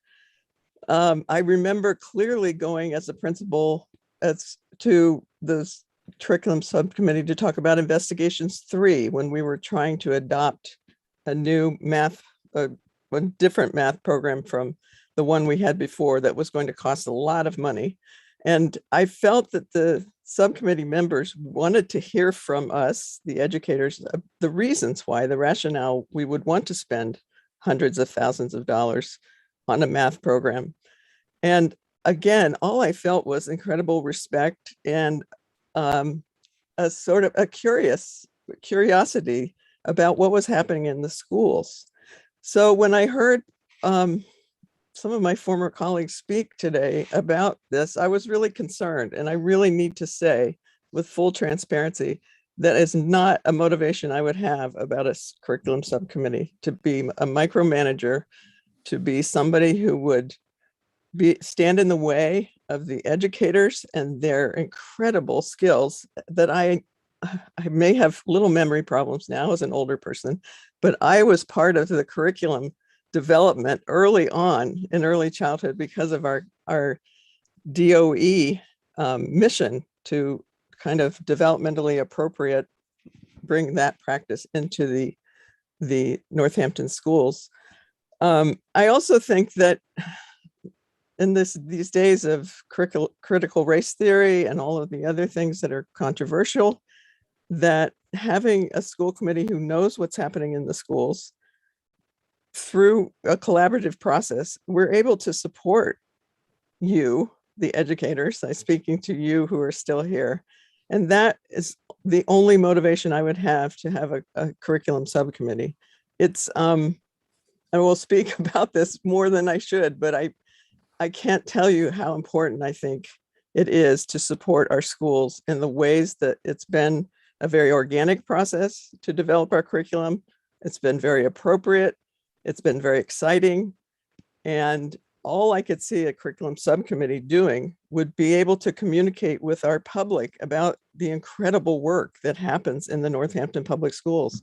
That is the only reason, I think. And I'm really, again, I was so surprised to hear that we didn't have a curriculum subcommittee, because I felt that was a role that the curriculum subcommittee could play for us and that I would be excited to be a part of. Thank you. Thank you, Member Davis. Thank you. Now that Member Agna has spoken, she said a few things, you said a few things that I was going to say. I guess I want to push back a little bit on the circling the wagons framing of what I heard. That's not what I heard from the teachers that were speaking. What I was hearing was, we are working so hard. And as a teacher myself, teachers are working so hard. I think everyone here, we're all here because we know that. And I think that the micromanaging thought, the picture of, is that what this is about? Because that wouldn't be okay with me. I would absolutely not support that. I also made an assumption that there would be a curriculum committee, but a supportive one. We just want to know, tell us all that you're doing. We're here for you. What can we do for you? Like, that's the kind of curriculum committee I would be interested in supporting, not because, but my last point would be, I know that I teach little kids. I teach second grade. So, but I know that not everybody on every school committee, not just here, but anywhere, knows what does it mean to be a good reading teacher. Do you know what I mean? A physics teacher doesn't know that either necessarily. So there's no way that a good school committee is going to assume that they know all the ins and outs of teaching calculus and what the proper curriculum should be. So I would just want to make sure it's clear for whoever is listening that I believe are here for teachers and acknowledge the hard work that you do and tremendous education that you've had to do what you're doing. Thank you, Member Levy. Thanks. In the interest of time, I won't repeat what's been said. I wholeheartedly agree with what folks have said. I do want to speak directly though to Karen, who I see. Because Karen, I did hear from the folks who spoke a real concern. In fact, the words were used that this would undermine the work of the district. And that I want you to know that I am so impressed with you and your work and your influence on the district. You are a breath of fresh air. And I've heard nothing but positive things. I've experienced nothing but positive things. And I wholeheartedly want to support you and your work. And I also want to say that this is not to you now anymore, Karen, this is to everybody else, that like tonight in the public comment, I heard more details about our curriculum than I feel like I've heard in the last 2 years.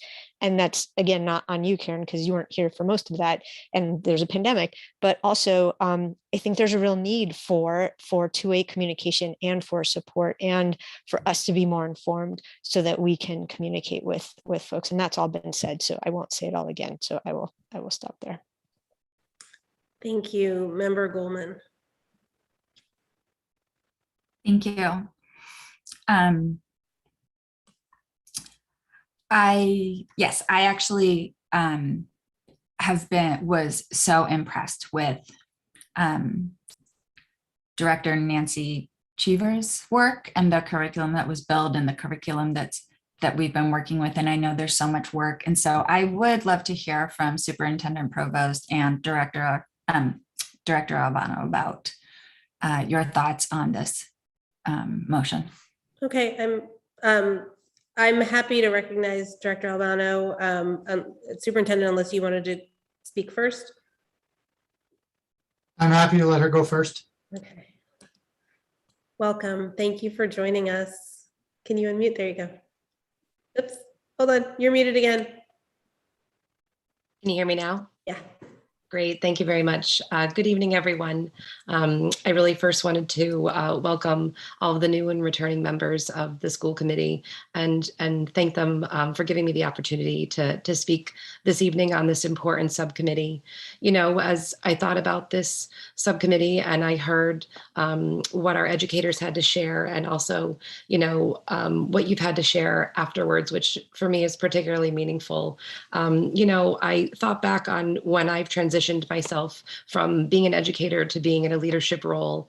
And, you know, I was teaching at the junior high school level for over a decade and moved down to the elementary level. And I remember thinking at the time, you know, what is this going to look like? I'm not a kindergarten teacher. I don't have experience teaching at the fourth grade level. What am I going to give to these amazing educators that I have the chance to work with and collaborate with and lead?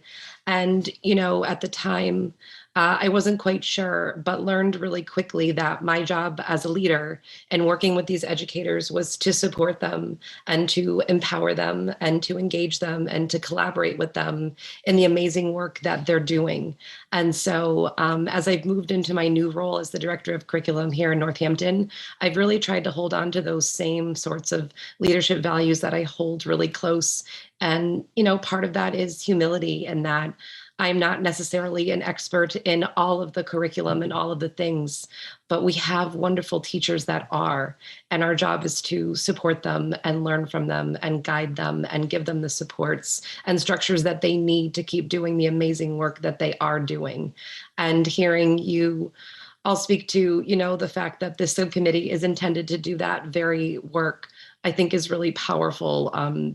For me to hear that. I think that's important for them to hear as well. They are giving 100% of themselves to what they do each and every day. They are fiercely committed to our district improvement plan, which is really intended to reflect the values of many stakeholders, of all of our stakeholders here in the district. And so, you know, I think that the spirit of the subcommittee from that perspective is one that's intended to empower our educators. And so I appreciate you taking the time to really speak to the purpose of that work. And, you know, please know that I'm equally committed to communication and transparency and at the same time really being so committed to our educators and, you know, placing immense value on their expertise and their work as well. Thank you so much for joining us and sharing that. Superintendent Provost, did you want to add something? Sure. I guess my reflection would be that what happened at the beginning of the meeting was important. And I think we all need to reflect on what some of the causes for that were. Teachers, I believe, at this point feel besieged, beleaguered, and have their senses raised for the potential next area of attack. Now they didn't have the opportunity to hear this discussion. They didn't have the opportunity to see the proposal. They were just reacting to something that they saw on an agenda. So with that said, I think the way this decision is made is as important as what decision gets made. My thought about this is I think there could be an opportunity for more collaboration and more of an opportunity to communicate the spirit of what you're trying to do before taking this vote right away. I think there are things in this proposal that would be very reassuring to people who spoke tonight, such as the paragraph about the school committee does not dictate or design. We work we work in a collaborative effort with educators to understand and support their work. I think a lot of teachers would love to hear that. I think there are some things in here that would be concerning, and I would, ask the school committee to think about before, maybe deciding to go in that direction. For example, number 5 in particular, review reports of curriculum and complaints. From a teacher's perspective, sounds like this could become a tribunal. And no teacher wants to be hauled before the school committee to answer complaints about what they're teaching. I think number 9 and number 12 have a few issues as well. But I think maybe the best thing that could happen right now in terms of trying to build up the spirit of all would be to just communicate about what the spirit of this is, maybe work a little bit more on the actual charge of the subcommittee, communicate that to the teachers some way, and then revisit this maybe at the next meeting. Thank you. Member Miller. I just want to echo, first of all, that this has to be a collaborative committee. And I think the important thing, because we don't want teachers and educators to feel defensive, like we're attacking them.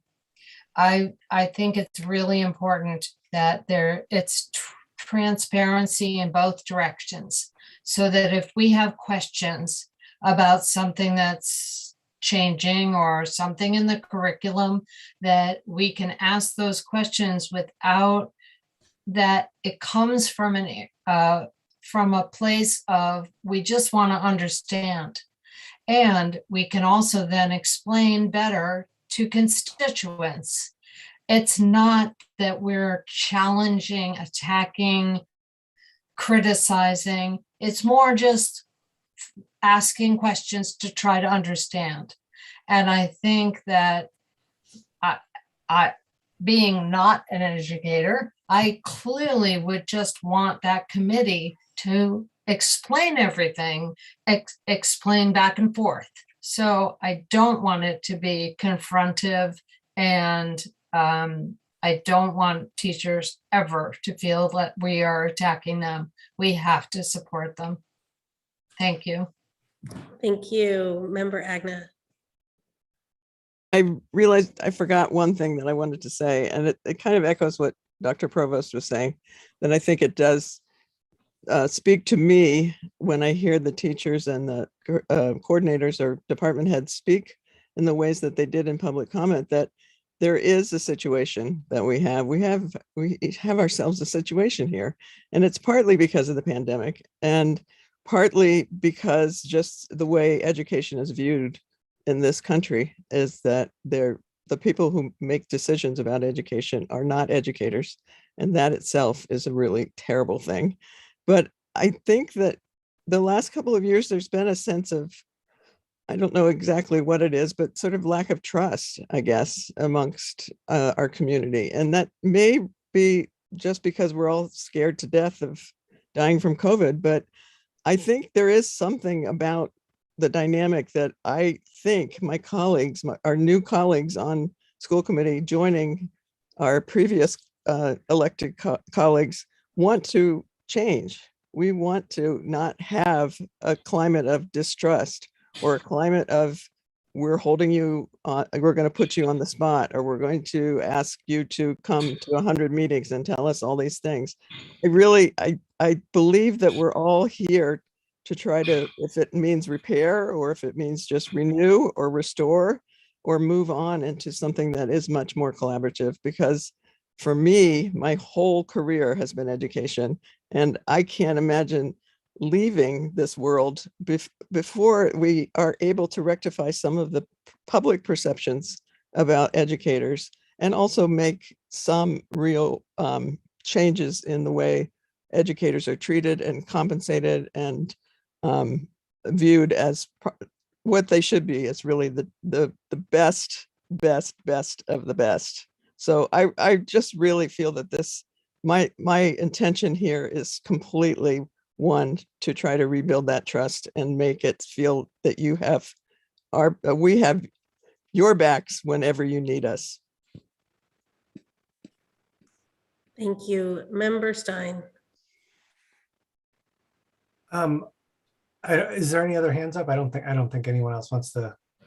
I don't see another hand right now. Okay, I didn't. Member Gazy. Well, I'll just suggest this to Member Robbins, who made the original motion and proposal. But it seems like there's a couple different ways to move forward on the table. It's one is to table this discussion with some sort of collaborative process that returns the issue back at the next meeting. That's one option. Another option would be to vote on the motion as it is, or we could amend elements of what's been proposed and vote on it as well. I'm not sure where Member Robbins is, so I sort of wanted to see where she was at. I would suggest that we pass something that says we're establishing a curriculum committee, even if we don't have the exact details or language. I also don't know exactly what the other committee descriptions look like. There is some sort of wisdom in having them be somewhat analogous. So I wanted to sort of check in with Member Robbins, whose motion's on the table. Thanks.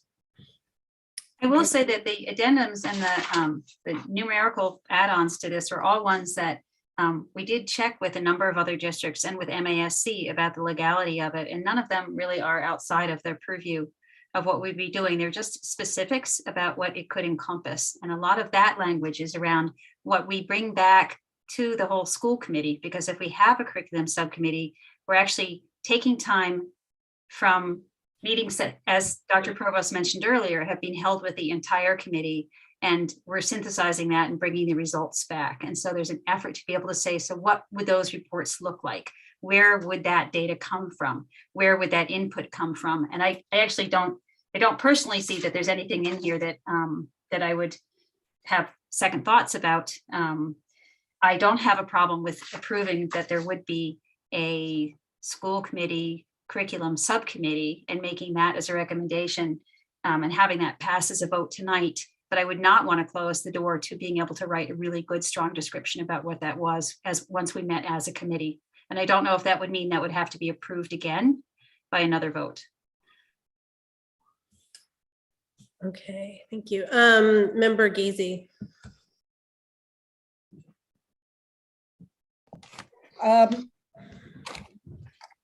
As a teacher, I participated in the professional development that we held monthly.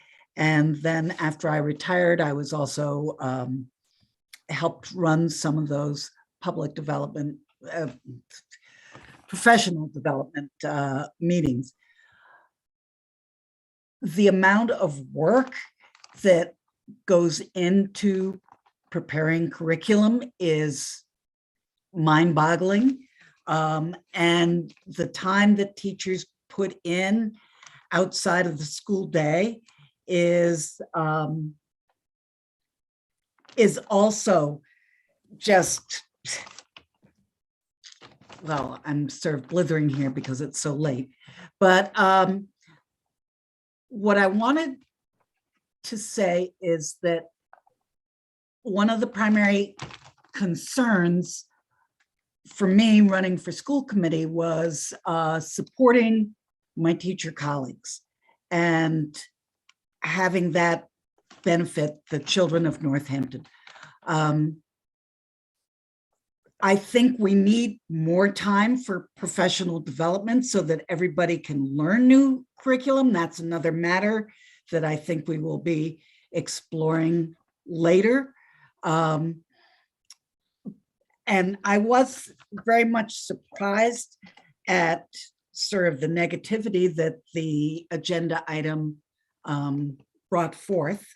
But I think that what we are suggesting is meant entirely in support of teachers in these times when you have all kinds of anti-racist curriculum that you are trying to develop. there can be backlashes. And unless we as the school committee have the backs of our teachers,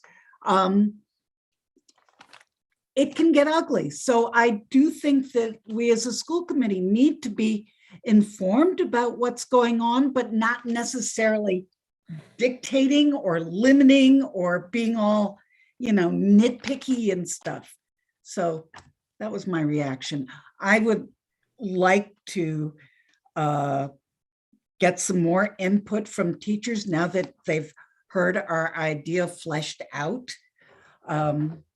and maybe postpone the development for the motion for a month in order to do that, but that's where I am. Thank you. Thank you. Okay. I'm not seeing any further hands. Can we recap what the motion is that's on the floor? Well, there's a primary motion and then there would be the secondary motion. So the primary motion would be to pass this proposal as it is. As written with the description. As written with the descriptions. And then the secondary consideration would be to pass the proposal without the numbered pieces on it. So I'm not sure which we should be considering at this point. I would like to see that the curriculum subcommittee established today, because I think we're forming subcommittees right now, and waiting a month or waiting 2 months to get started just puts that farther down the road. Okay, so the motion that's on the floor though is as written with the enumerated section, correct? Can I ask for some feedback on how folks would feel about that? I mean, I really don't know. I've heard from Dr. Provost and 1 or 2 other people, but I'm not sure where the balance is on it. Member Davis? I didn't know if the actual hand would work, so I'm wondering if one of the ideas is, yes, a curriculum subcommittee, but with true input from whatever formation of teachers that looks like. We haven't heard from them if they want to, if you know what I mean? If they're agreeing, yeah, we like that idea. I mean, I think it's a great idea to have their input. That might not, and then to say, yes, it's in a month, that means there's some legwork in reaching out. When's that meeting? What does that look like to have it done by the next meeting? So the reality of what that looks like to make it a valid proposal. Am I making any sense? Or make it 2 months to make it a realistic, if we're looking for input to create the proposal. Superintendent, did you want to respond? I just wanted to offer an idea that might help make that more of a, actionable motion. One thing you could do is take a vote to form a subcommittee to have the curriculum director work with the members who get appointed to the committee and a group of teachers to develop the charge of the committee to bring it back for a later date to be approved. Okay, thank you for that idea. Okay, so Member Gazy, then Member Stein, and then let's revisit this motion. I really like Superintendent Provost's idea about working collaboratively with the teachers and the curriculum director to fine tune this. And so I would be prepared to go along with that suggestion. Okay, thank you. Member Stein? A lot of this rests on Member Robin's hand and how she wants to accept changes to her original motion. But I do wonder, as another suggestion, if some language might be added ahead of the numbered points about, activities of the committee may include things such as, right? Because it may not be the case that all of those things are done all of the time. I read them sort of as examples. And I don't know if that would be attractive to her as a way to amend the existing, to put that for a vote, or if she's more inclined to go with a different suggestion. But I just wanted to put it out there as another option. And I would support any version of this that you feel comfortable with. Member Robbins, did you want to respond? I think it's a really good suggestion, and I'm fine with that. I mean, those things are to flesh out exactly what Member Stein said, which is the idea that these are things that the committee could engage in. And the first proposal really was around the idea that we actually do affirm that we will have a curriculum subcommittee, that we agree on that vote tonight, and that that committee decides what this construct of the committee will actually be and comes back with that description. And I'm perfectly happy to say that we'll work on that with teachers, and certainly with the curriculum coordinator, but I would like very much to have a vote on passing the committee as it exists tonight. So, excuse me, so you would like your motion to stand as it is? I'm happy to have the motion be altered to say, as Member Stein said, to be able to say at the end of it, we would consider these to be inclusive activities. If he felt that was language that he was comfortable with, that would be fine. So it's not, if it feels as though those are the adamant numbered things, we will do these items. And that would be something that was more comfortable. But I'd also ask for the members of the committee to have a level of trust about what the subcommittee would be. If we're asking for trust and looking towards a culture of trust, then I think we have to trust each other as well. And the well-meaning of creating this committee is very much there. It's a very positive and forward-looking way to really build on that culture of trust with our teachers and to be able to know what they're doing in a more public way. Okay, is everyone clear on what the motion is now? I'm seeing no's, shaking heads. It sounded Member clear. Levy. Oh, I'm sorry. Oh, Sorry. Do you want to go, Member Snowflake? I was just trying to clarify with Member Robbins. It sounded like you accepted a friendly amendment from Member Stein to alter your motion to say the such as, and also to have language around collaboration with teachers and the curriculum director, and to bring back a fleshed out charge at a later date. I'm not so sure it'd be a fleshed out charge. It would be the description of what the committee is. So that the committee, tonight we would be voting on having a curriculum subcommittee in whatever language that is. And then that committee would decide what the charge is and what the construct is. Yes, we're saying the same thing. Yes, okay. But how would we word it then? What would you suggest? To pass or to form a subcommittee on curriculum and populate it with members of the school committee appointed by the mayor.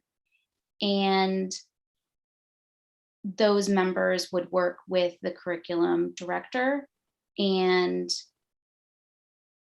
appropriate teachers to create a description of the committee that emphasizes collaboration with the professionals in our district.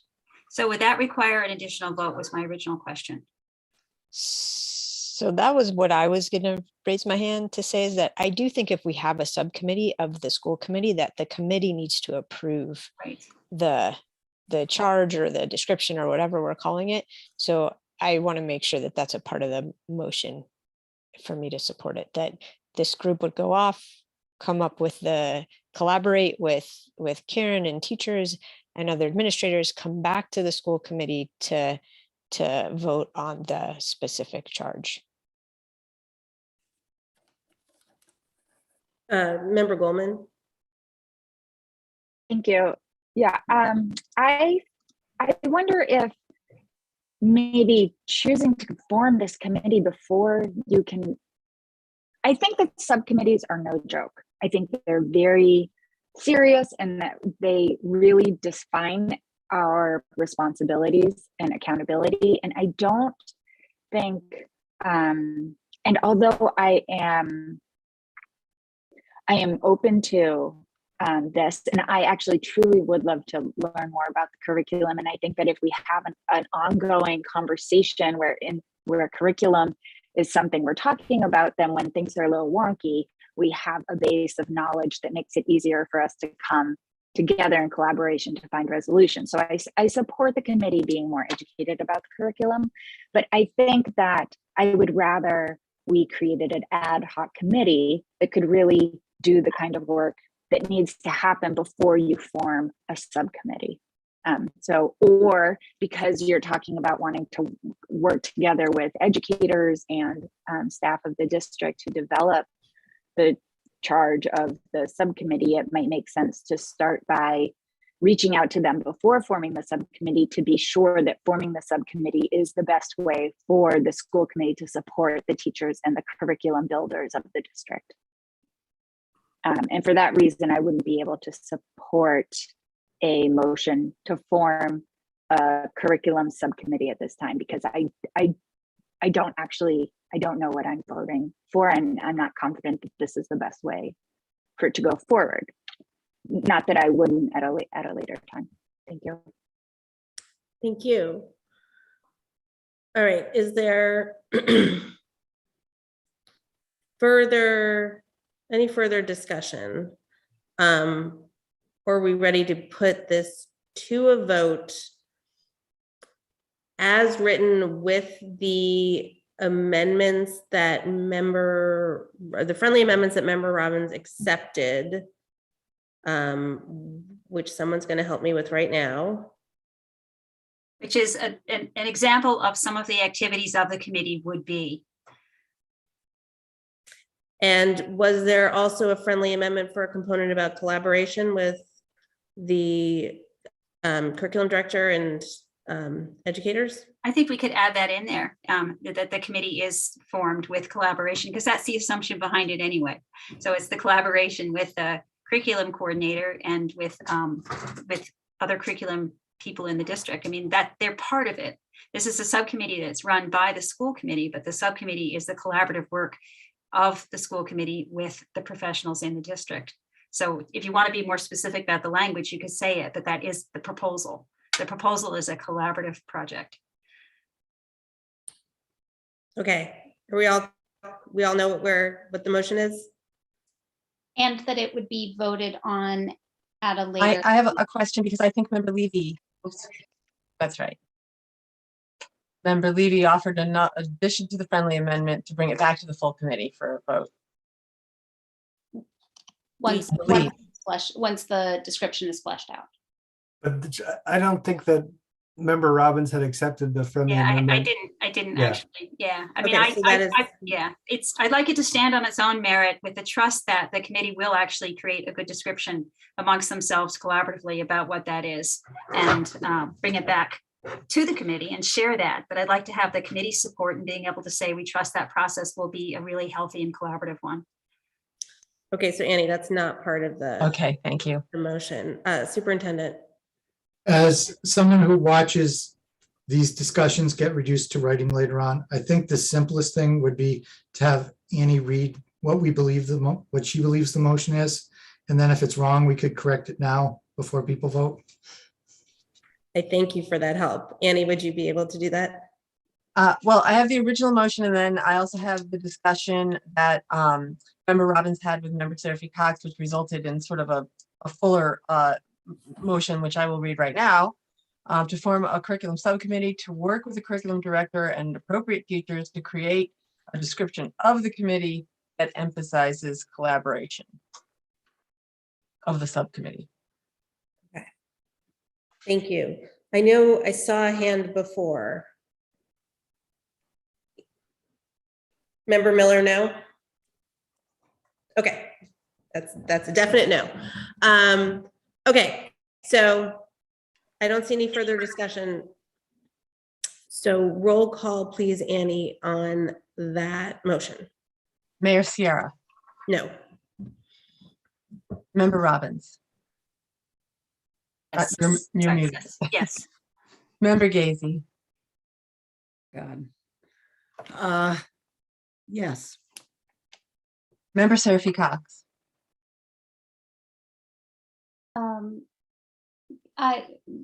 Can you restate the motion just one more time?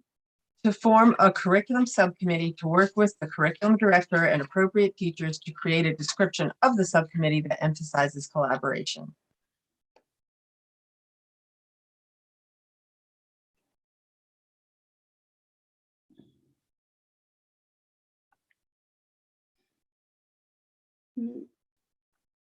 Yes. Member Stein. I have a similar question to Member Seraphy Cox. Does the rest of the original motion, the original proposal still stand after that part, or is it just that part that was read? Like, is the motion also what everything else that Committee Member Robbins included, or is it just this section that was just read?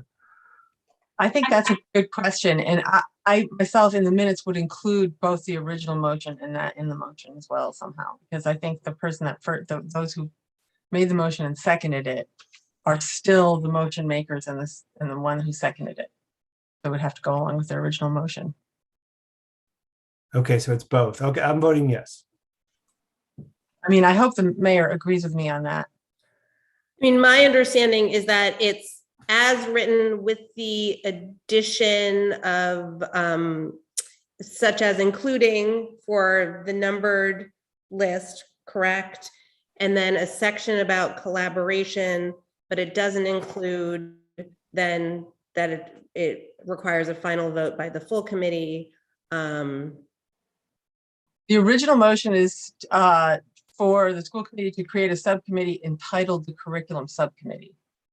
So I would just add that to the beginning, and I apologize if I didn't. It sort of all got remade. Right.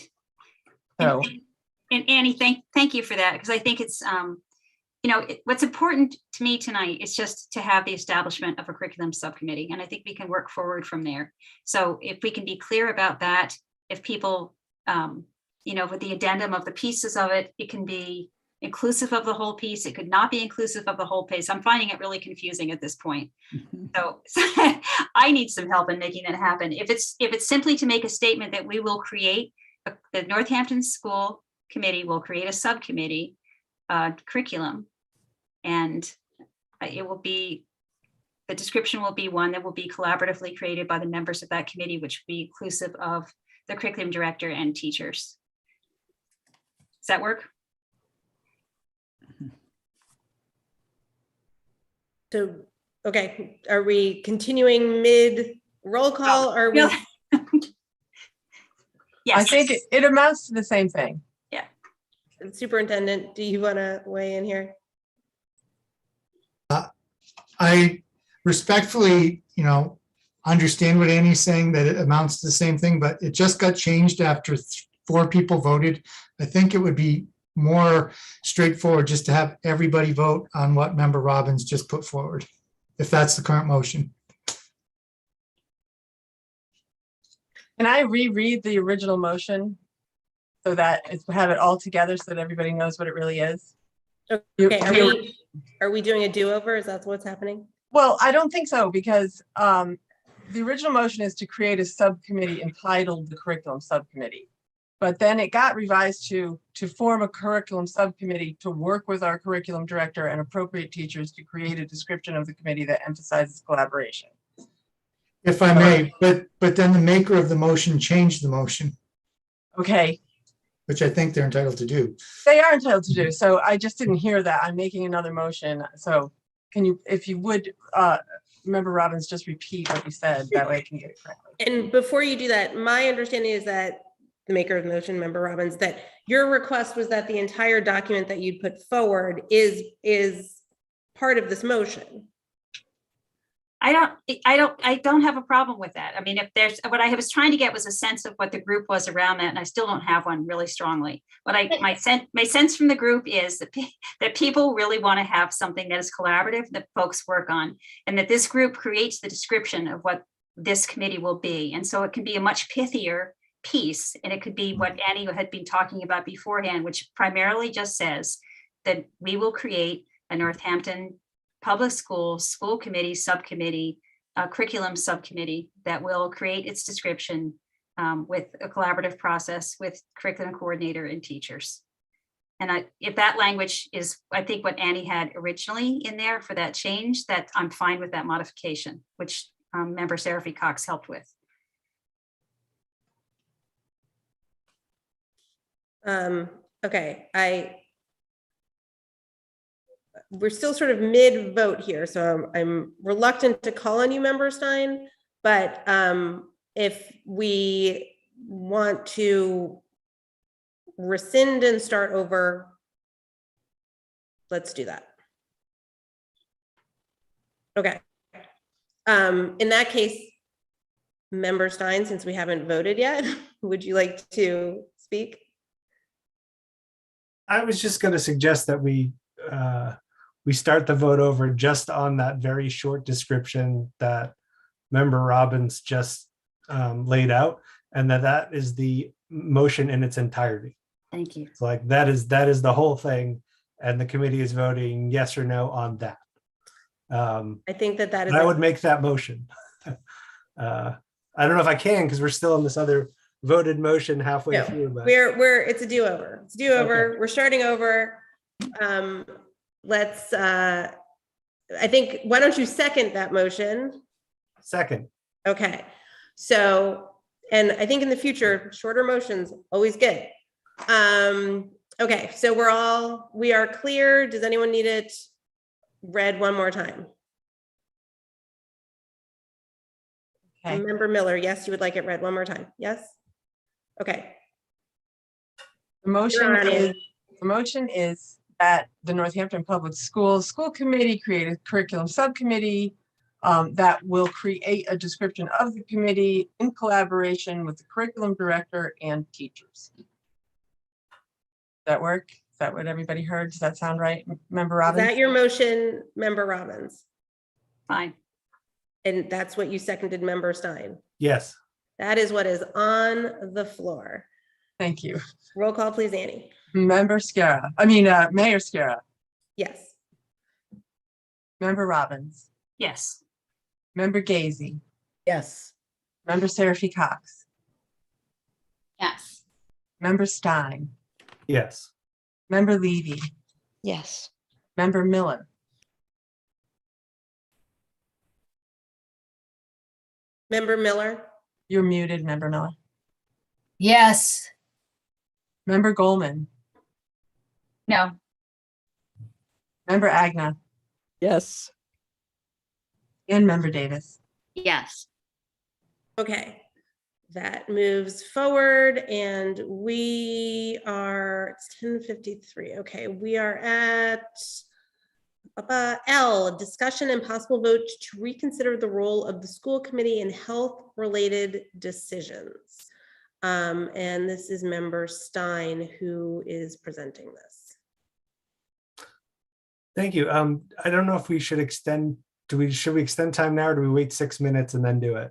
That's a good question. Do we do it? You're shaking your head, Superintendent, but I don't know to what answer. Yes, he asked, he said both things. We should do it now. Okay. So I need a motion to suspend rules, yes? So Correct.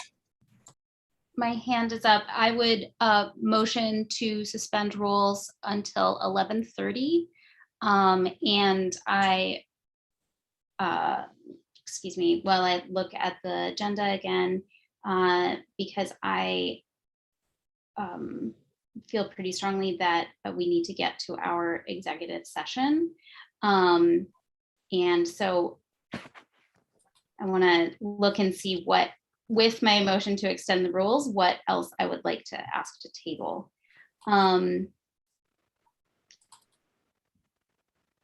So I honestly, I would like to table this discussion because I think it's going to be very long and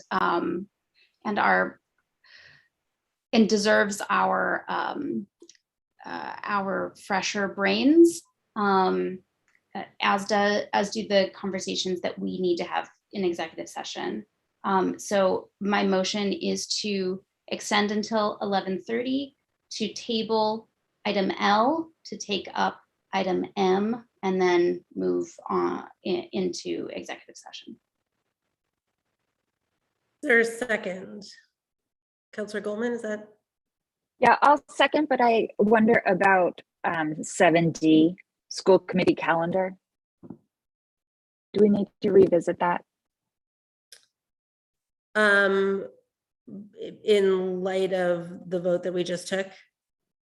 Yeah, that was just mentioned previously, and it's just a loose thread. I'm fine with not returning to that. Okay, Superintendent.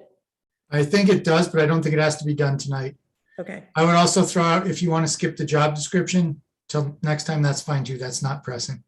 Okay, then add M to my list of tables. Okay. And Member Goldman, did you second or did you ask a question? I mean, you did both. Okay. Okay, so the motion's been made and seconded. Discussion on the motion, Member Stein? Yeah, this motion has been one that this subject has been one that I've been trying to get on the school committee's agenda for over a month. It's one of sort of paramount importance currently with Omicron raging across the district. And it's unfortunate we didn't have 2 meetings this month and separate out a lot of the administrative stuff. But I personally find it very frustrating that we're not going to take this up. So I would urge my colleagues not to vote in favor of the suspending the rules with the caveat that we don't talk about this evening. Thank you. Any further discussion on the suspension of rules and the tabling of L and M? Seeing none, roll call, please, Annie. Oh, sorry. Member Gazy. I just have a question. I mean, you're saying you're so sorry that we didn't have a second meeting to discuss that this month. Should we consider later this month? I mean, it's only the 13th, rather than tabling it to February. If we had a shortened, I don't know, maybe I'm going to be killed for suggesting another meeting, but my mind is, shutting down. I don't do well late at night to try to formulate my thoughts. So could we do a meeting to address those two little issues later this month? Anyone want to respond or speak to that? I'm not seeing a lot of response to that idea. Well, Member Levy? Sorry, I unmuted and I forgot to raise my hand because I too don't function that well at this time. I support another meeting. I know it's not popular, but the reality is we did actually defer almost all of the administrative pieces.